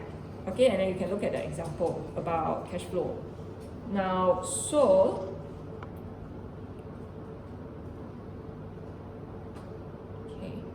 So which information is useful to the primary users? Now, when we want to provide information which are useful, we will have to consider a few things. What is the expectation among the primary users? And then from the management perspective, is it doable or not? And then we have to see in the public, what is the response as well when we prepare the information. Maybe not very important, but it is actually included under relevance there. You want to see whether the information is relevant or not. Then you see the market actually will think it as important or not. The users will think it as important or not, and then from management perspective, is it going to important, or this is a secret recipe that we should not, inform? Now, the second one, A2, is faithful representation. This is like true and fair like that. We have to make sure it is complete, it is free from error, it is neutral. So the transaction fairly representing the fact itself, that's called faithful representation. So I just copy pasted from the textbook. So you have to make sure it is relevant, and you have to make sure it is accurate, faithfully representing that thing. So when we apply fundamental qualitative characteristic, there might be a trade-off because sometimes when you can achieve A, then you might not be able to achieve B, for example.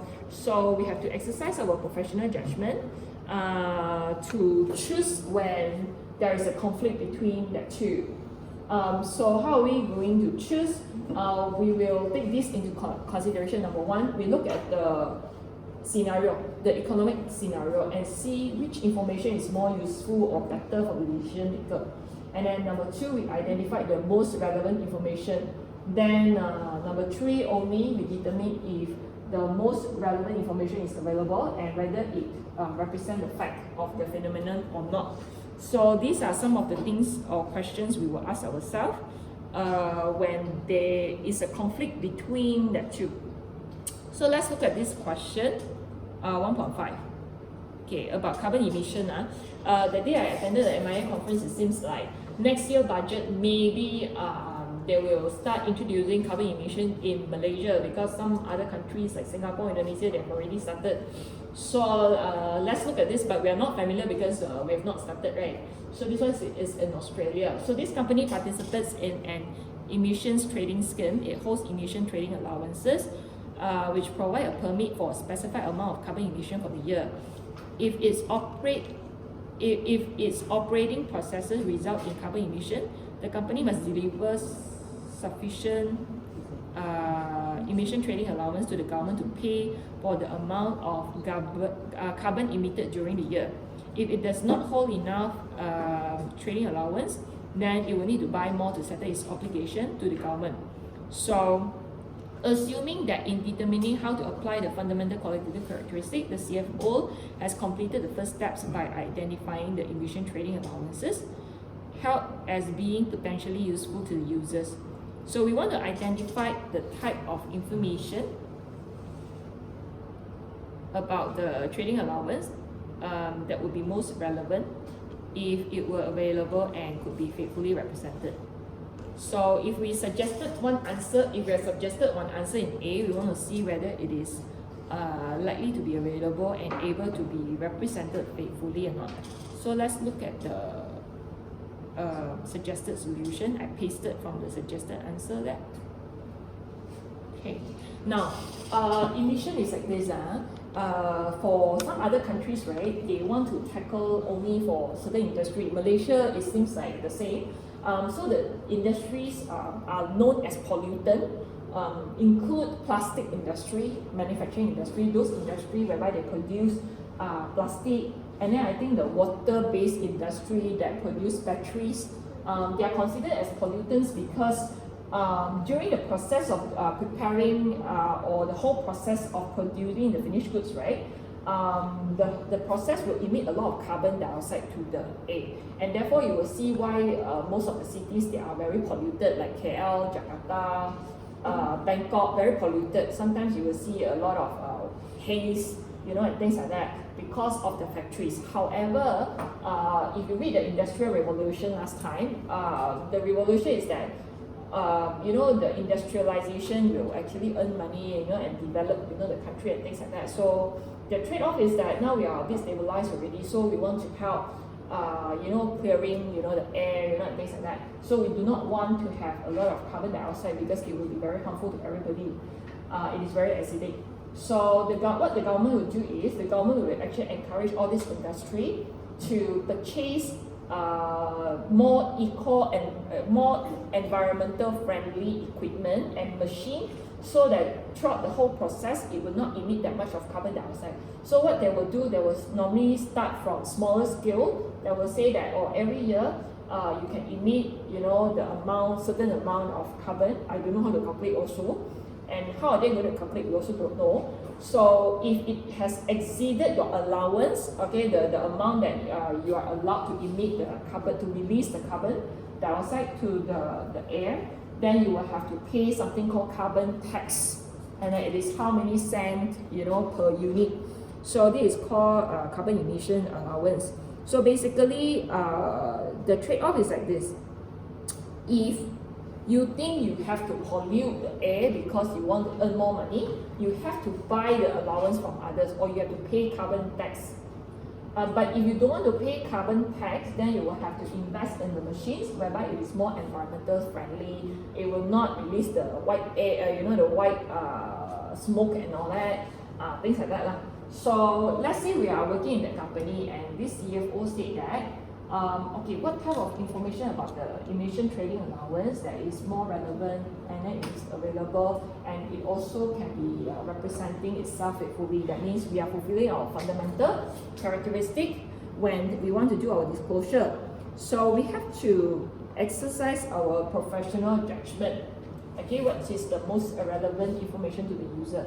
Now, for the user out there, probably they want to know the market value of the emission trading allowance, okay?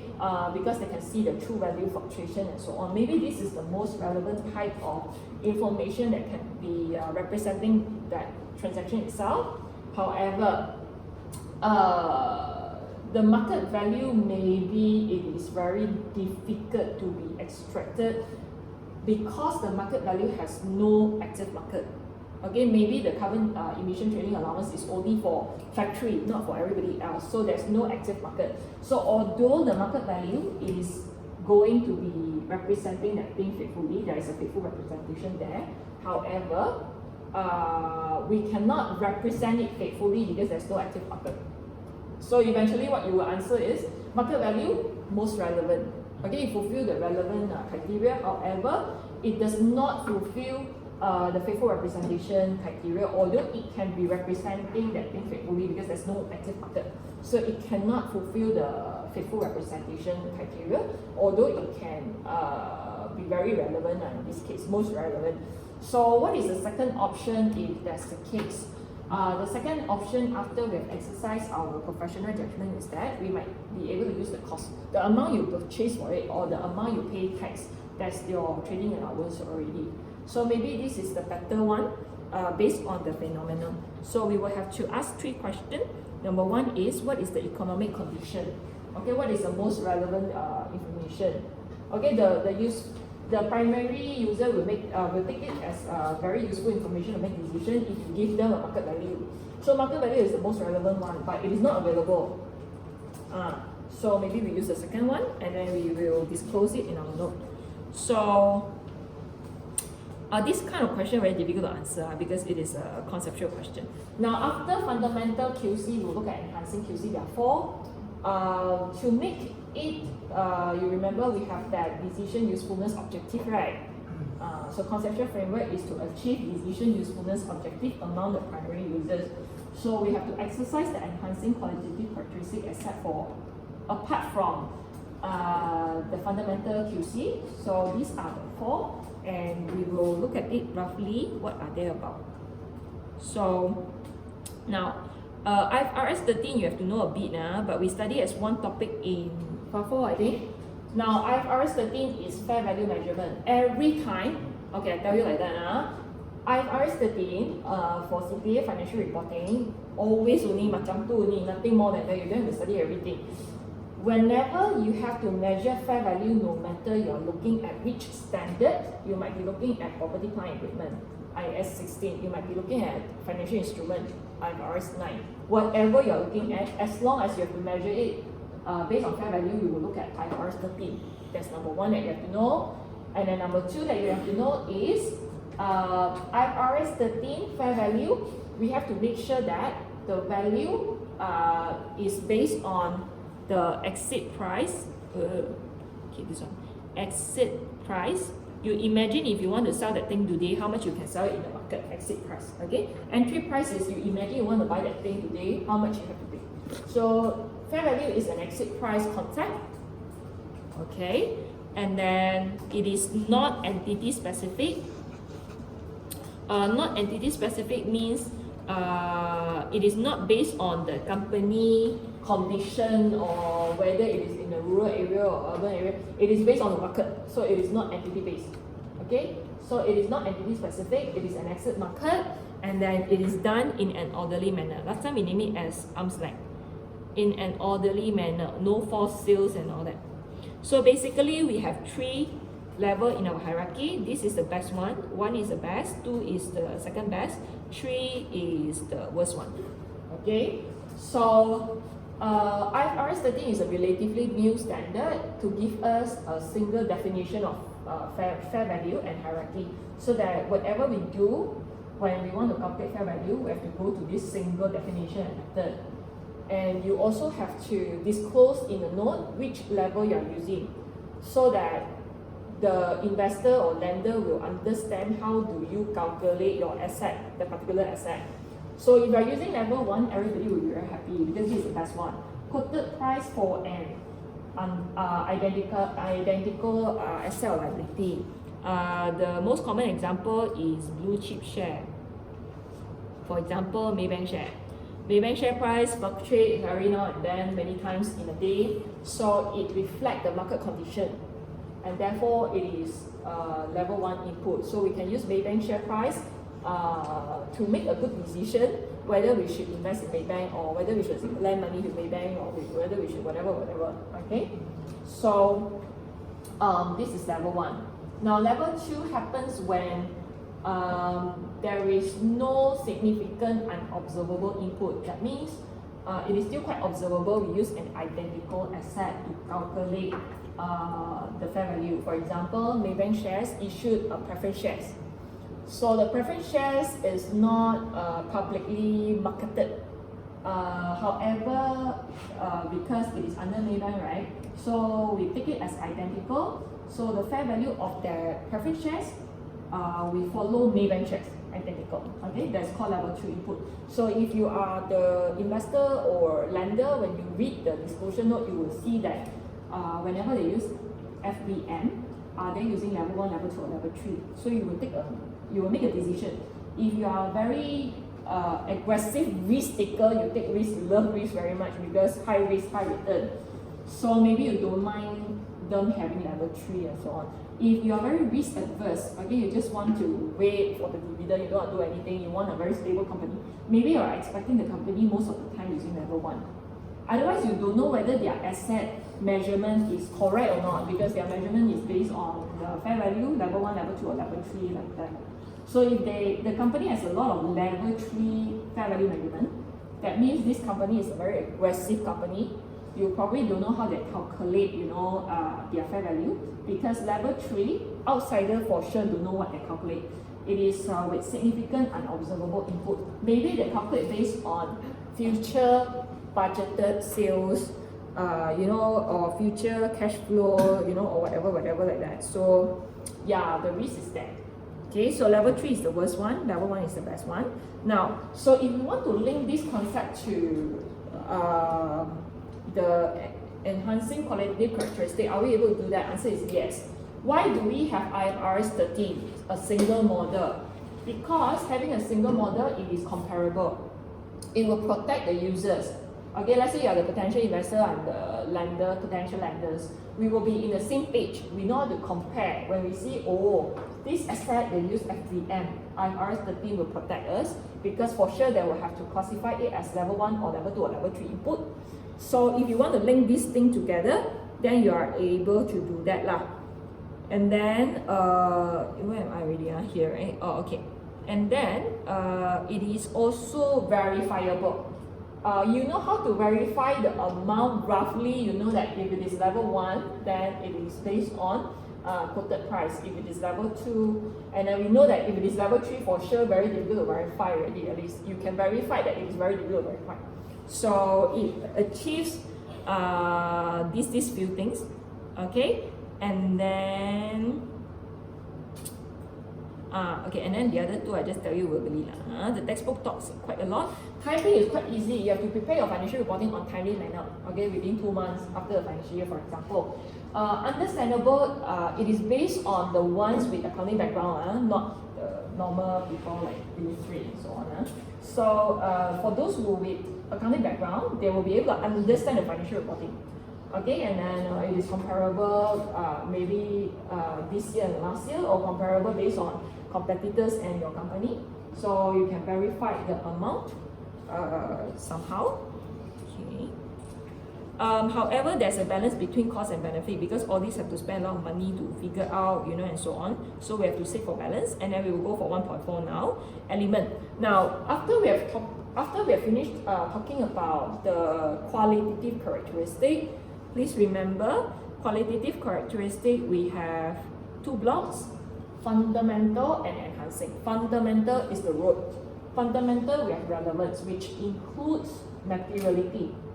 And then faithful representation is like whether it's free from error or not. Okay, and then so you can try going back home and think about cost model and revaluation model, IAS 16. Tomorrow we can discuss about it. So whether you have to use cost model or revaluation model based on fair value, it will achieve this or this. And then what are you going to do in terms of trade-off?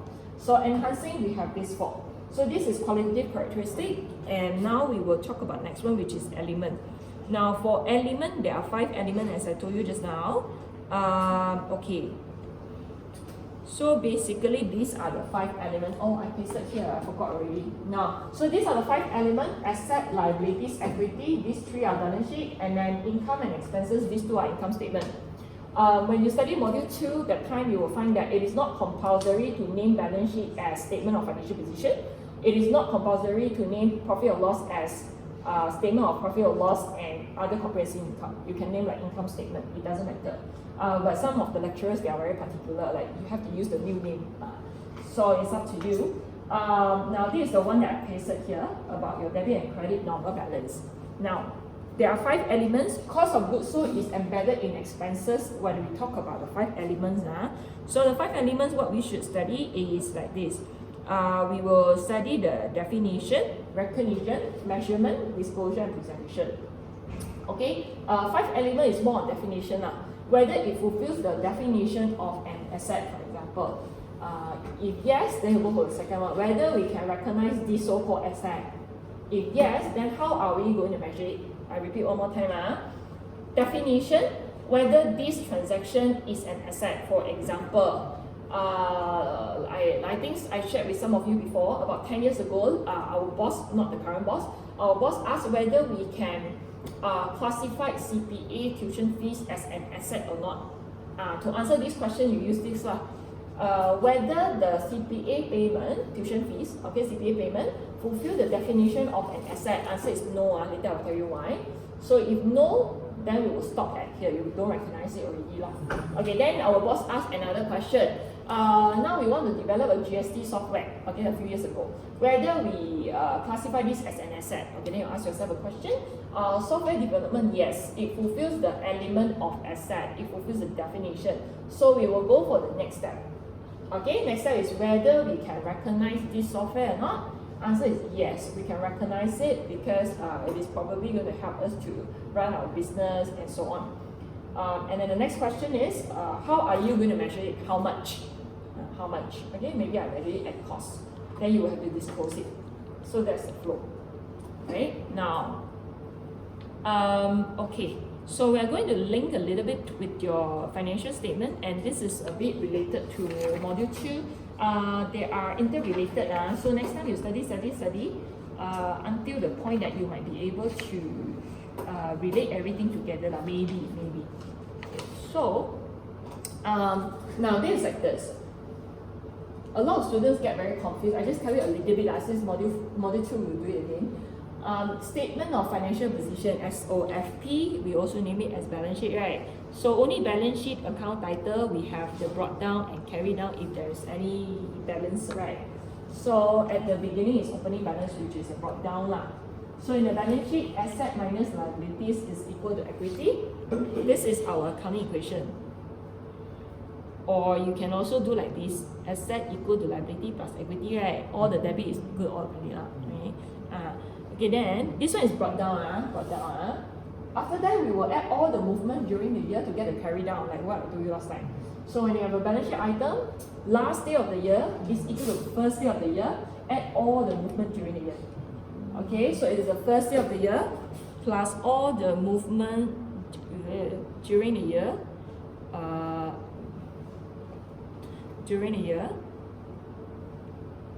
Then equal to carry down. Carry down. Okay. So what is the movement during the year? The movement during the year is over here. Income minus expenses, there's a net profit for the year or net loss for the year. This is actually our profit or loss. That's why I told you profit or loss, you always say statement of profit or loss for the year ended. It is only for the year. You don't write as at, right?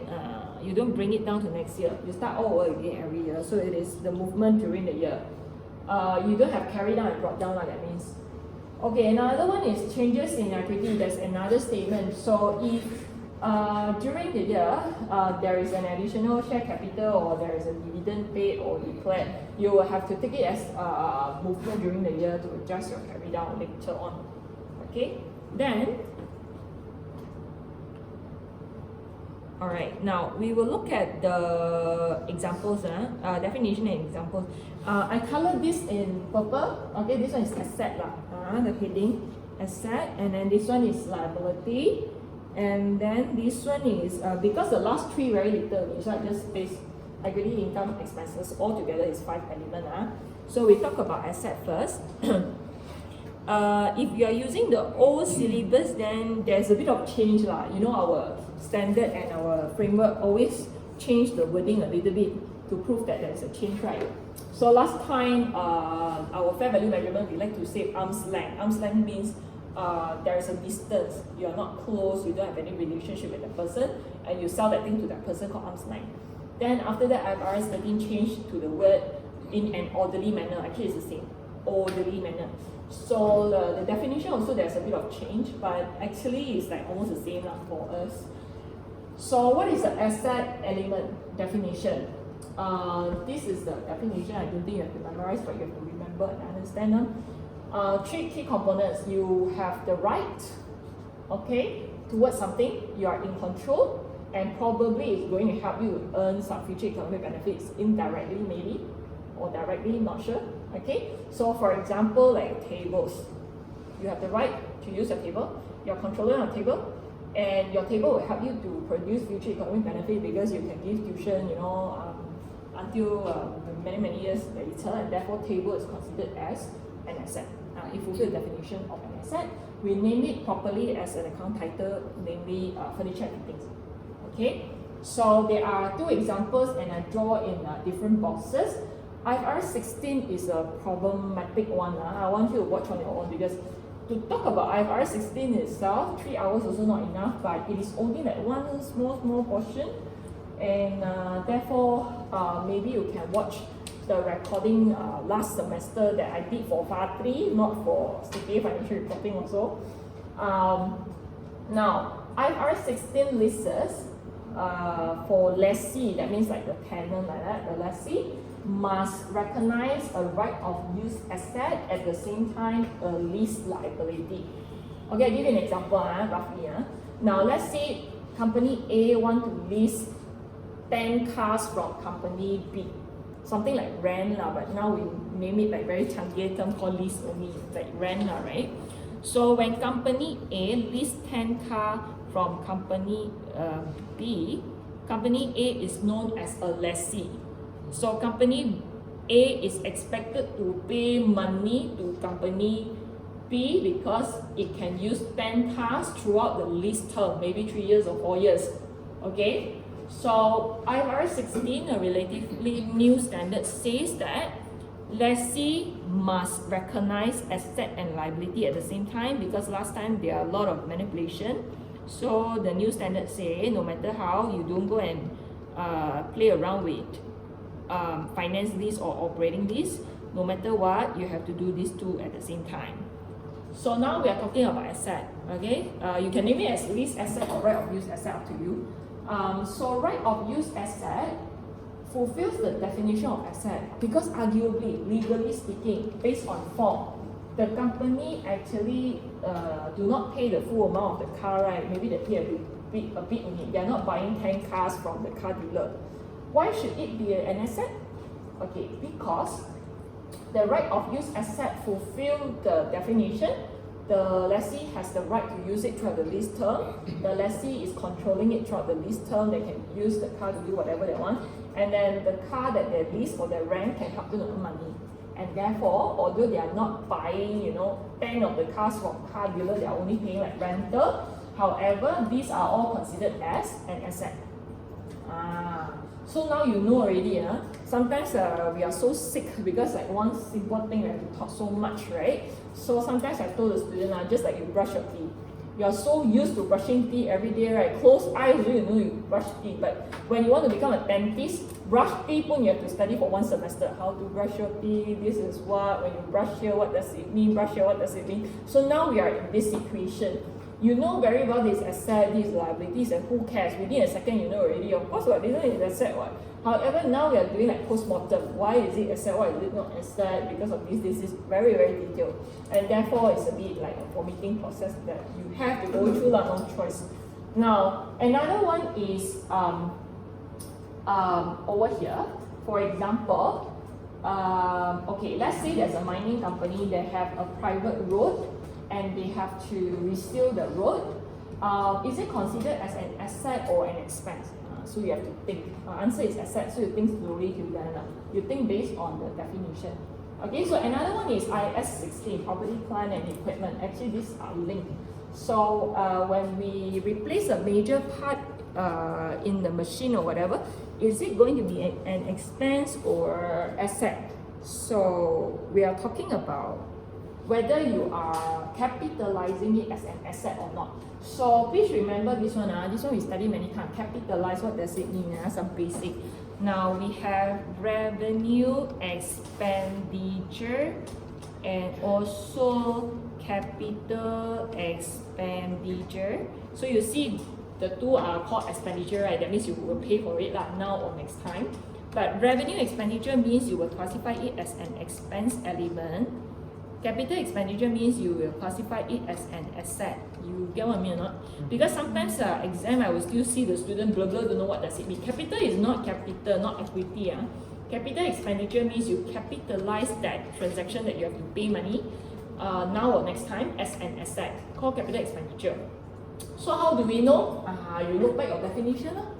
So if let's say I renovate this room versus I fix the light. Okay, some of the light not functioning, I fix the light.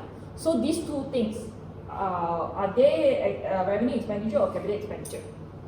If I renovate the room, capital expenditure is an asset because it will enhance the condition, it will help us to earn more money, we can increase our tuition fee, for example, or whatever is it.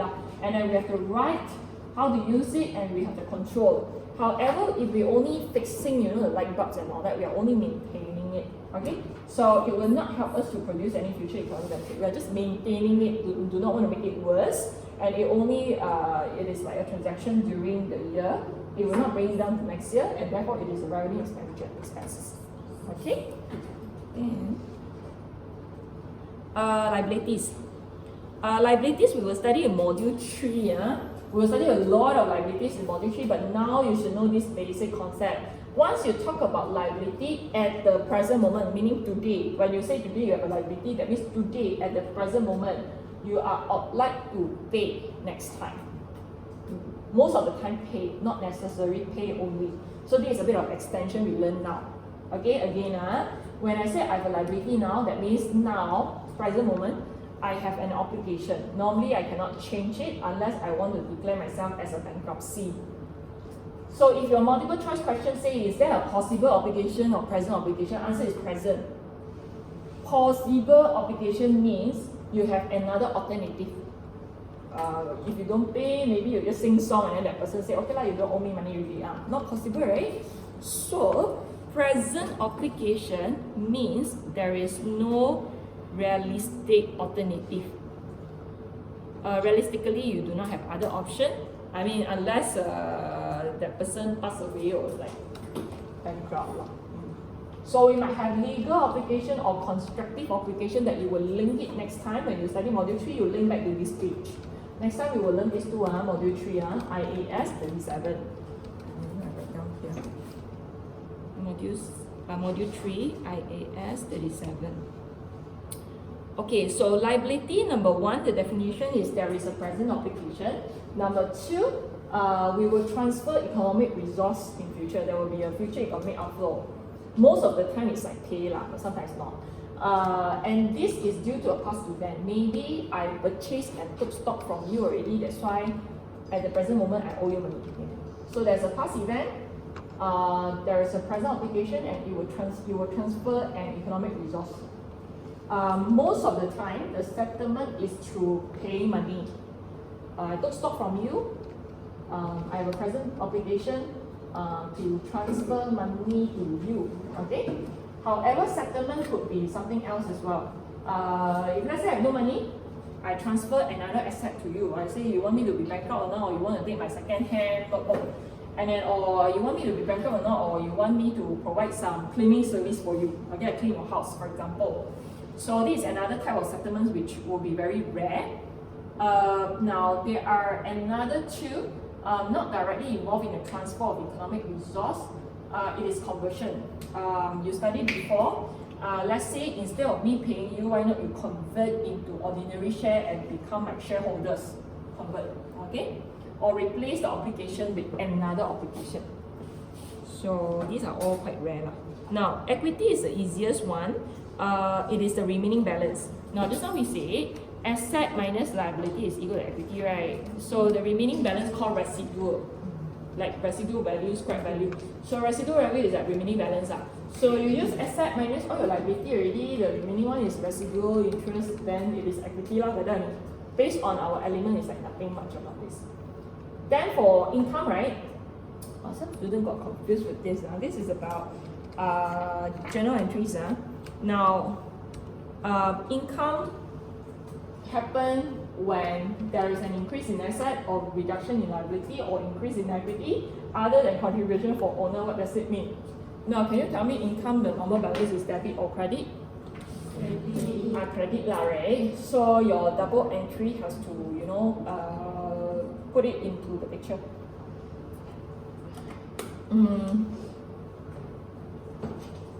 So right, let's say for this one, I actually want to draw this one. Okay, for this one, what is the example? Let's say you make a sales, okay? And then the customer owe you money. Then you debit trade debtors, you credit sales.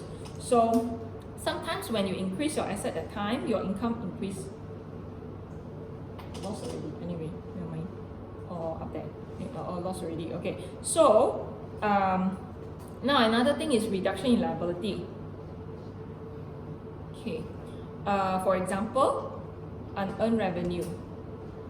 Maybe you forget already. Next time you have to pick it up again in module 4. Income tax. Unearned revenue means we collected the money earlier, like insurance company.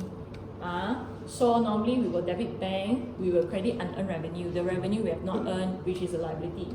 So next month when you earn already, then you will debit out the unearned revenue, and then you will credit your income lah, like insurance income or normally tour firm also like that, your tour income.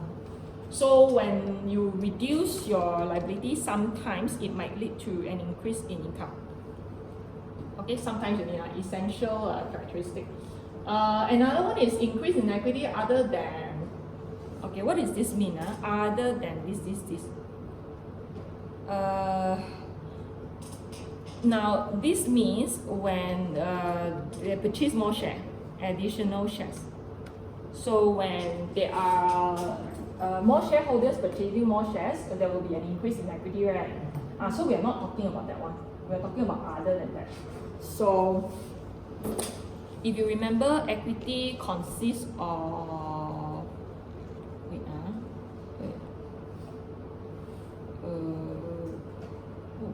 never mind. Equity consists of share capital, retained earning, and reserve. Normally it's like share capital and retained earning.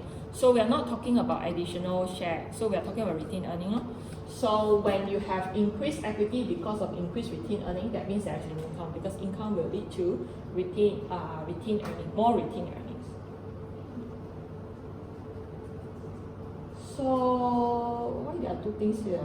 Is it the same, right? Okay, then for expenses, it is opposite. I think expenses is not very difficult as well. Now, decrease in asset, for example, you go to Post Laju and then you buy 2 stamp, okay? So we write this as stamp and postages expense. And then you credit cash, for example, 10 ringgit. So when you reduce asset, you might increase expense. Okay. That one is maybe accrual. Let's say we incurred accounting fee, but we are going to pay next month or something like that. So we credit other accrual payable. So when we increase liability, we might increase our expense. Decrease in equity other than distribution to holder of equity is the same as the idea just now. The more expenses we have, the less retained earning we have. So when the equity decrease, then maybe it indicates there might be more expense.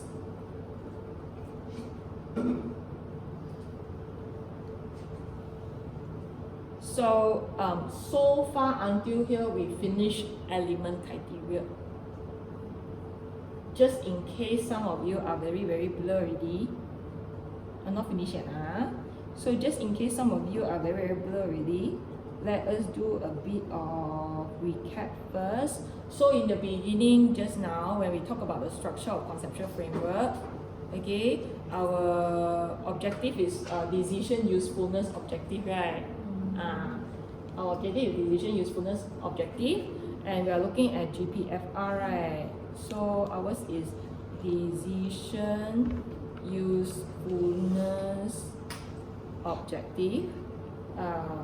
So usefulness for who? Primary users lah. Then we learn qualitative characteristic, 2 block, okay, 2 and then 2 4, and then after that we learn elements, okay. Elements, we have 5 elements. And then after element, we are supposed to learn recognition. So now you fulfill the definition of asset already. You can recognize or not? Then if one day you recognize already, then after that you can de-recognize or not? Okay. Then if we can recognize, how much we should measure. Okay. So this is the one we are going to do now. Okay. So I will go back to this. Okay, this one. Recognition. So I color in light blue actually. Okay. It does not mean that once it has met the definition that you can recognize. It's not like that. Sometimes you meet the definition already, but we still cannot recognize it. Maybe because it is not probable to earn money for us. There are a lot of uncertainties. And therefore we don't recognize it. We stop at the element criteria only. So it is like not all the items that you meet step 1, you can go for step 2 lah. Otherwise you don't have to study step 2, right?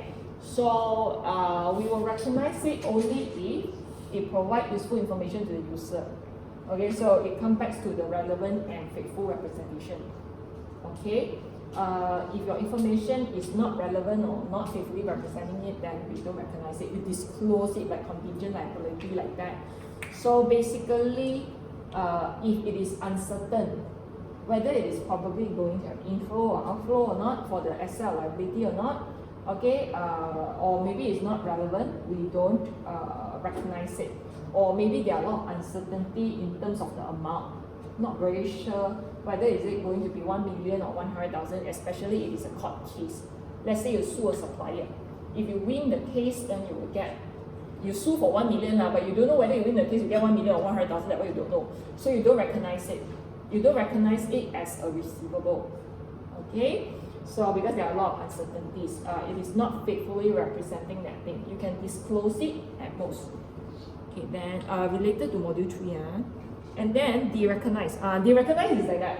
You recognize already, only you de-recognize, right? If people never get married, how to divorce? Some students ask, no. Of course, you de-recognize only applies to recognize asset and liability. Married already, then there's a possibility to divorce.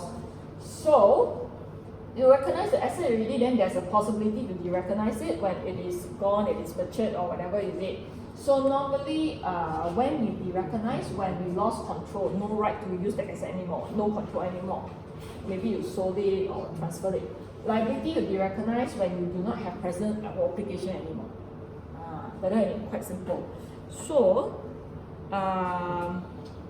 okay, there are some constraints in reality like money, technology, or political, social environment. Okay, tomorrow we will do full force, very difficult. Tomorrow we will have to finish our class.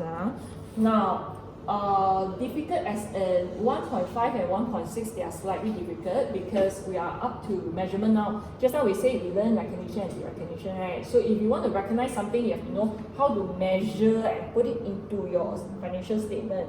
So this is easier than last time. So last time at first when we started off CPA program, right, you have to learn both, there are actually two diagrams. Luckily after that they summarize it. At one point the study got 700 over pages. I thought until I want to vomit already.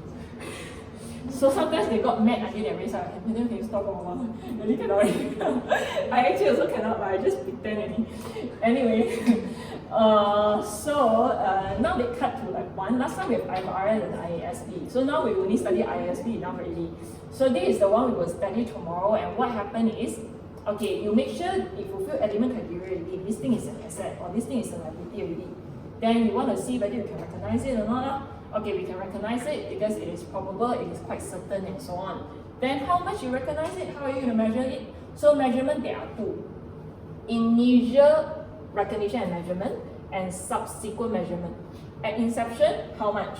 Subsequently, end of the year, end of next year, end of next year, how much? So we are more on looking at the balance sheet item, measurement. You don't really learn like income expense because you start all over again every year, right? So asset and liability, you have the brought down and carry down, right? So we're looking at asset and liabilities most of the time. And now we break it into two big segments only. Number one is cost base, number two is value base. So cost base is not necessarily limited to historical cost like you learned before. You bought the table at 5,000, so cost is 5,000 but it is more than that. So value based, it is not only fair value that you learned before. Like in the market, you can sell that thing at 10,000, everywhere almost the same, so 10,000 but there are more than that, you see so many. But we do not have to do all because some of them are covered in some of the modules like impairment. Impairment, we have recoverable amount, comparing the value in use and fair value less cost of disposal. So that too we don't have to cover that much because module 7 you have to look a lot. So this is 1.5, we will start our class tomorrow. And then after that, right, we will do actually a lot of calculation already tomorrow. Not a lot, a bit. Like amortization, hopefully you still remember what is amortization. And then amortization you will use a lot in module 5. Module 6, financial instrument. And then 1.6 I will not, because 1.6 is like standard, right? Refer to class teaching note.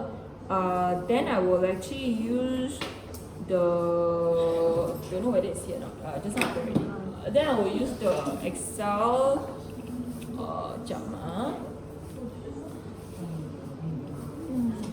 okay, now make you energetic or like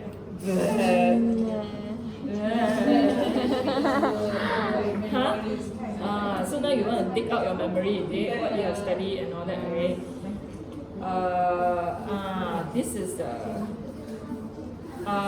If you look at the class teaching note, the first step is the question, the accrual concept question, the insurance and then after that, amortization we will do tomorrow, and then after that you will see 3 lah. So the IFRS 16 is not here because IFRS 16 itself is a lot already. So maybe you can watch the loan one lah, maybe lah. Okay, can you please tell me what you want to do today? Huh? What you want to do today before? You have no class today already, right? Hello. What you want to do today? Huh? Die ah? Don't want to die so early. Oh. So many people love you want to die or not? Can not? Not fair, right? Okay. Huh? No. Today second only, right? Not so soon. Not so soon. So I suggest you to do this because you have not got your textbook, you cannot do your indexing and all that, right? Takkan like you want to go and do a printing, right? Don't agree doing printing lah.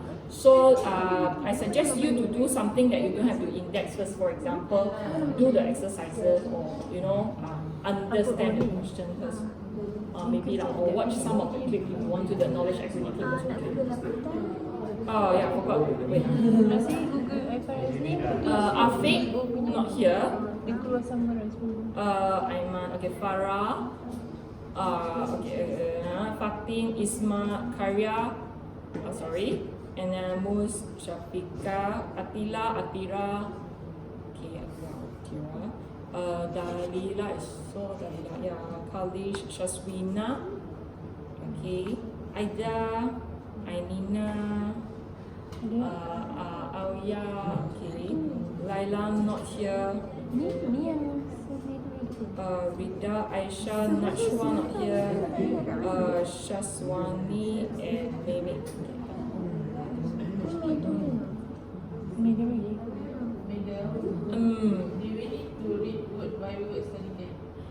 I forgot to bring my notes down. You want to see my notes or not? Last time. Wait for me for a while. But eventually I did not depend on my notes when I did my external exam. Last time no internet exam, of course. You wait for me for 5 minutes, I bring down and show you. We do a quiz this can or not? Next week next week.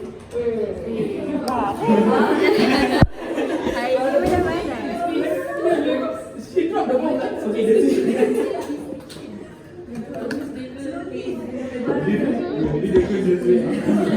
sekejap. Tira nak siap apa? Dah jumpa dah. Aku dah. Setiap satu punya FRS tu. Tak apa, hari kat bagus Aku nak baca pun. Itu semua ke FRS tau. Dia compile semua.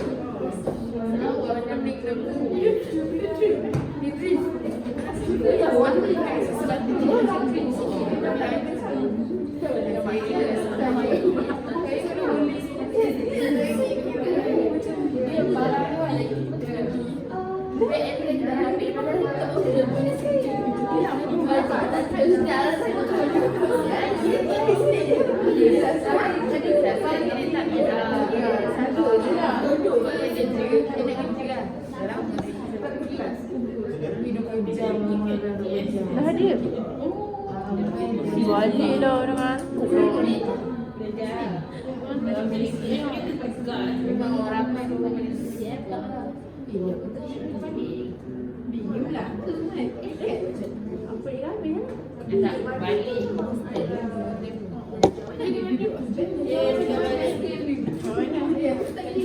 The quiz will be all ungraded first.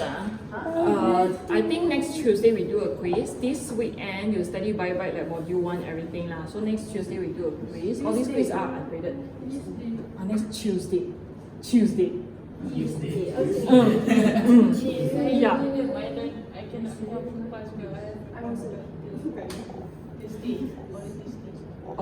Every Tuesday. No, only that.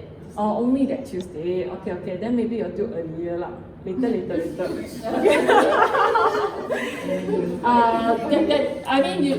This one is the simplest one, just for understanding purpose. The trick is that a bit about learning technique lah. That means you look at the PowerPoint slide question and then you have to immediately answer in the poll. So it depends whether you're fast enough or not, whether your brain is clear or not when you're very stressed. Something like that lah. So it's not graded. Okay. So this is my note. Alright. Last time was financial reporting and disclosure, CPA 112. 2008, I think semester 1. I did it. So what did I do was there are 7 modules. So that time module 1 was module 2. So that time we didn't have a conceptual framework. So the last module, that means impairment is module 6 lah. So the last module is foreign currency, IS 21. So they remove foreign currency already, the one we studied in FA 4. They remove foreign currency exchange, and they replaced with conceptual framework. So what I did was like this, I think very hardworking maybe. So I actually wrote, all the notes. What I did was that I was working at time. First job outside, half year after I graduated, I just walked around and traveled around. Then after that, I started to study a CPA once I started work outside first time. So once I received my study guide, I started to study already, but I only study Saturday and Sunday. I got an offer from KPMG. So at the time right after I graduated, but actually I applied for McKinsey and all that, but I didn't get any out of so many job applications that I applied. So after that I came back to Malaysia, then I applied KPMG lah. So I got KPMG after all the exam and all that. But then after that, I got to know that no choice, they wanted to work like midnight and all that. So I decided not to accept that offer. I didn't jump here and there lah, one at a time. So then a few months after, I decided to get a job, right? So I got a job in PKF. I don't know whether you know about PKF or not. So PKF is top 10 company. So I asked the boss, and then he said, okay, if you want to study, you can actually work during the office hour only. So I actually work 9 to 6. So 6 on the dot, I will go home, So I work Monday to Friday. I study Saturday and Sunday only. So once I got my book, I will study like this. I will make a plan how much I want to study, and I will lock my door. Nobody will actually disturb me. So I will look at the table of content first. So let's say I want to study 1.1 to 1.5 today. Okay, so I will glance through every page, 1.1 to 1.5 one time. So roughly I know how many subtitles, how many topics, how many questions, something like that. So I have some understanding how much time I need. So during that time, I will not remember that I have to eat, I have to work. I'm very focused. So once I glance through every page, only 1.5 already, then I will start. That means I will start from 1.1. I will read very carefully. So I read carefully already, I will write my notes. So I won't study the textbook the second time, unfortunately. Okay, I don't study the second time. So what I will do is, once I've done my notes, right? So the next round I will study based on my note. So if I answer question wrongly and I felt that my notes maybe is not correct, I will go back to that page to read again and see whether I understand it wrongly or whatever like that. So right before the exam, I will look at the note one more time, and I didn't bring this into the exam hall. I just do like that only, 1 hour done. I'm very confident. Only for calculation subject lah. So for my ethics and governance, difficult.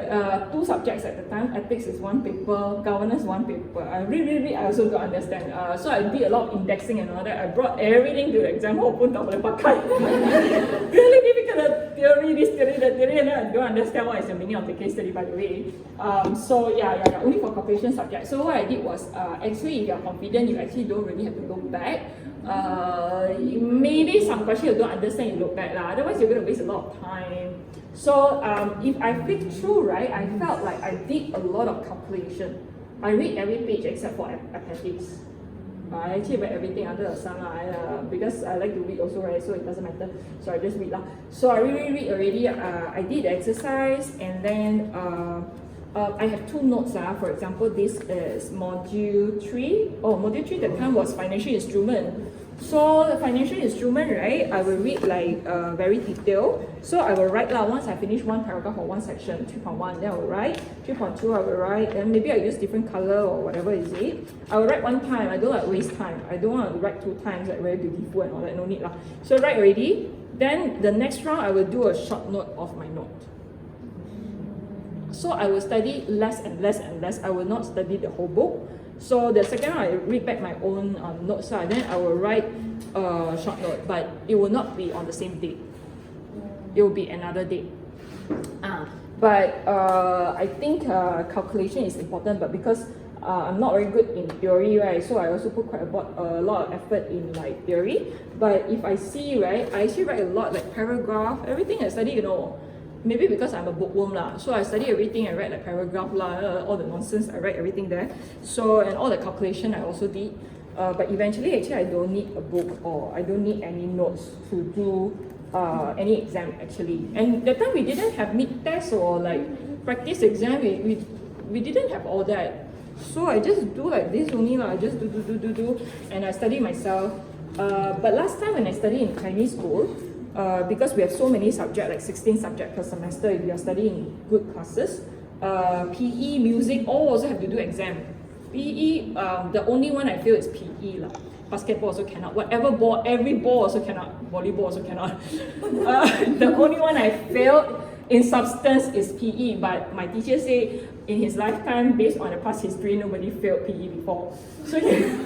So in a basketball court, he said, never mind, everybody left already. Then he said, okay, we dismiss class and all that. Then he said, never mind, you just have to try again, nearer, and then you try to throw the ball. Memang 10 times also cannot. Volleyball, like that only also cannot. Then he said, never mind, I'll give you a pass. That was the only subject I cannot get through in substance, but eventually I passed lah. So music, drawing, everything in the exam. So what I did was, I slept at 8 o'clock and I woke up at 3 o'clock morning. So because 3 o'clock morning, quite secured that nobody will disturb, right? So I will study all the way until 7 o'clock and then I will go sleep again until everybody woke up. So that was like an impression to all, like I sleep very long hours because I actually woke up in the midnight and study. And but still not enough time to study. So what I did was, I record my own voice. We used to record our own voice when we study in Chinese school. Not enough time, right? We have to memorize so many things, right? Some lecturers, they are horrible. They want us to memorize full stop and comma also. So comma, full stop wrong also deduct half a mark, Some horrible lecturer, and that teacher was a history teacher. So we have to memorize so many things until not enough time. I record my own voice, and then when I sleep at 8 o'clock, I will play, listen it until I fall asleep lah. So we actually bought the MP3 very cheap one, and then we record our voice, and then we keep on listening. That was our study attitude last time when we were very into it. But now if you ask me to do it again, I can't do it lah, seriously, to be very frank. So when I study my CPA paper, I felt it's not very difficult.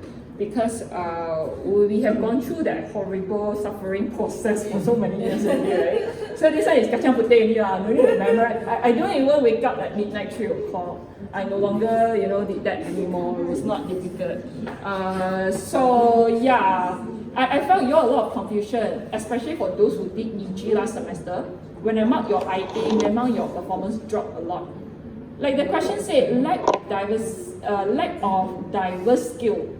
And then some students somehow answer, yeah, because of the diverse skill, that's why got problem. people also say lack of diversity already. The board of directors lack of diversity already. Then the answer still want to say, oh, because of diversified skills, that's why there are a lot of problems. Mana ada? We need a lot of diversification, and so on, right? So I felt that maybe there are two problems. Number one is English. Number two is you cannot do a few things at the same time. Maybe. So when you do this thing, you feel very stressed that you have to do another thing now, for example. So yeah, but it doesn't matter. This semester we adjust ourselves and you see how are you going to improve and never give up. FI you can like turn into a new leaf because it is different from EG. It is not so much about English and not so much about like theory, right? However, you have to understand the standard and calculation will help you to understand some of the things. So I was wrong because last time we have a big body group. I calculated big group, right? So the sample size is quite accurate. So I calculated for those who pass EG, 50% will pass FR and SMA. So I use this as my understanding now. But last semester it was not correct. For those who fail EG, actually might be able to pass FR. So yeah, for example, EG pass rate is 30% last round, and then after that, the student will proceed FR and SMA, right? So actually, more than 30% pass FR and SMA block.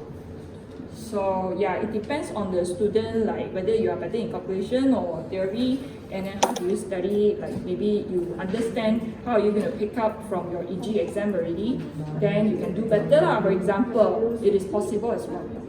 Yeah, so don't give up. Now, you try to study module 1 and next Tuesday we will do module 1 quiz.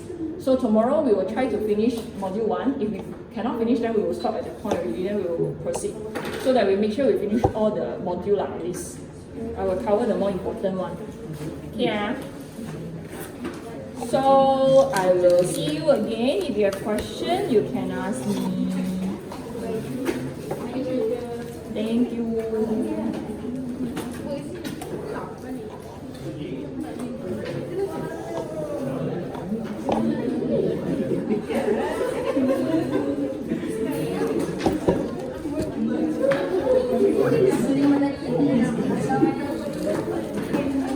Oh yeah, by the way, how many subjects are you doing in this paper?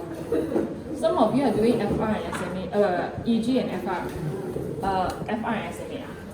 Mimi? Then what university subject you doing? How many semesters? Huh? ICS. Supposedly. No? So many. Oh, 4 paper now. Okay. Then I'm not. CBA paper only. Okay, thank you. I will see you all then. So many also 2 paper.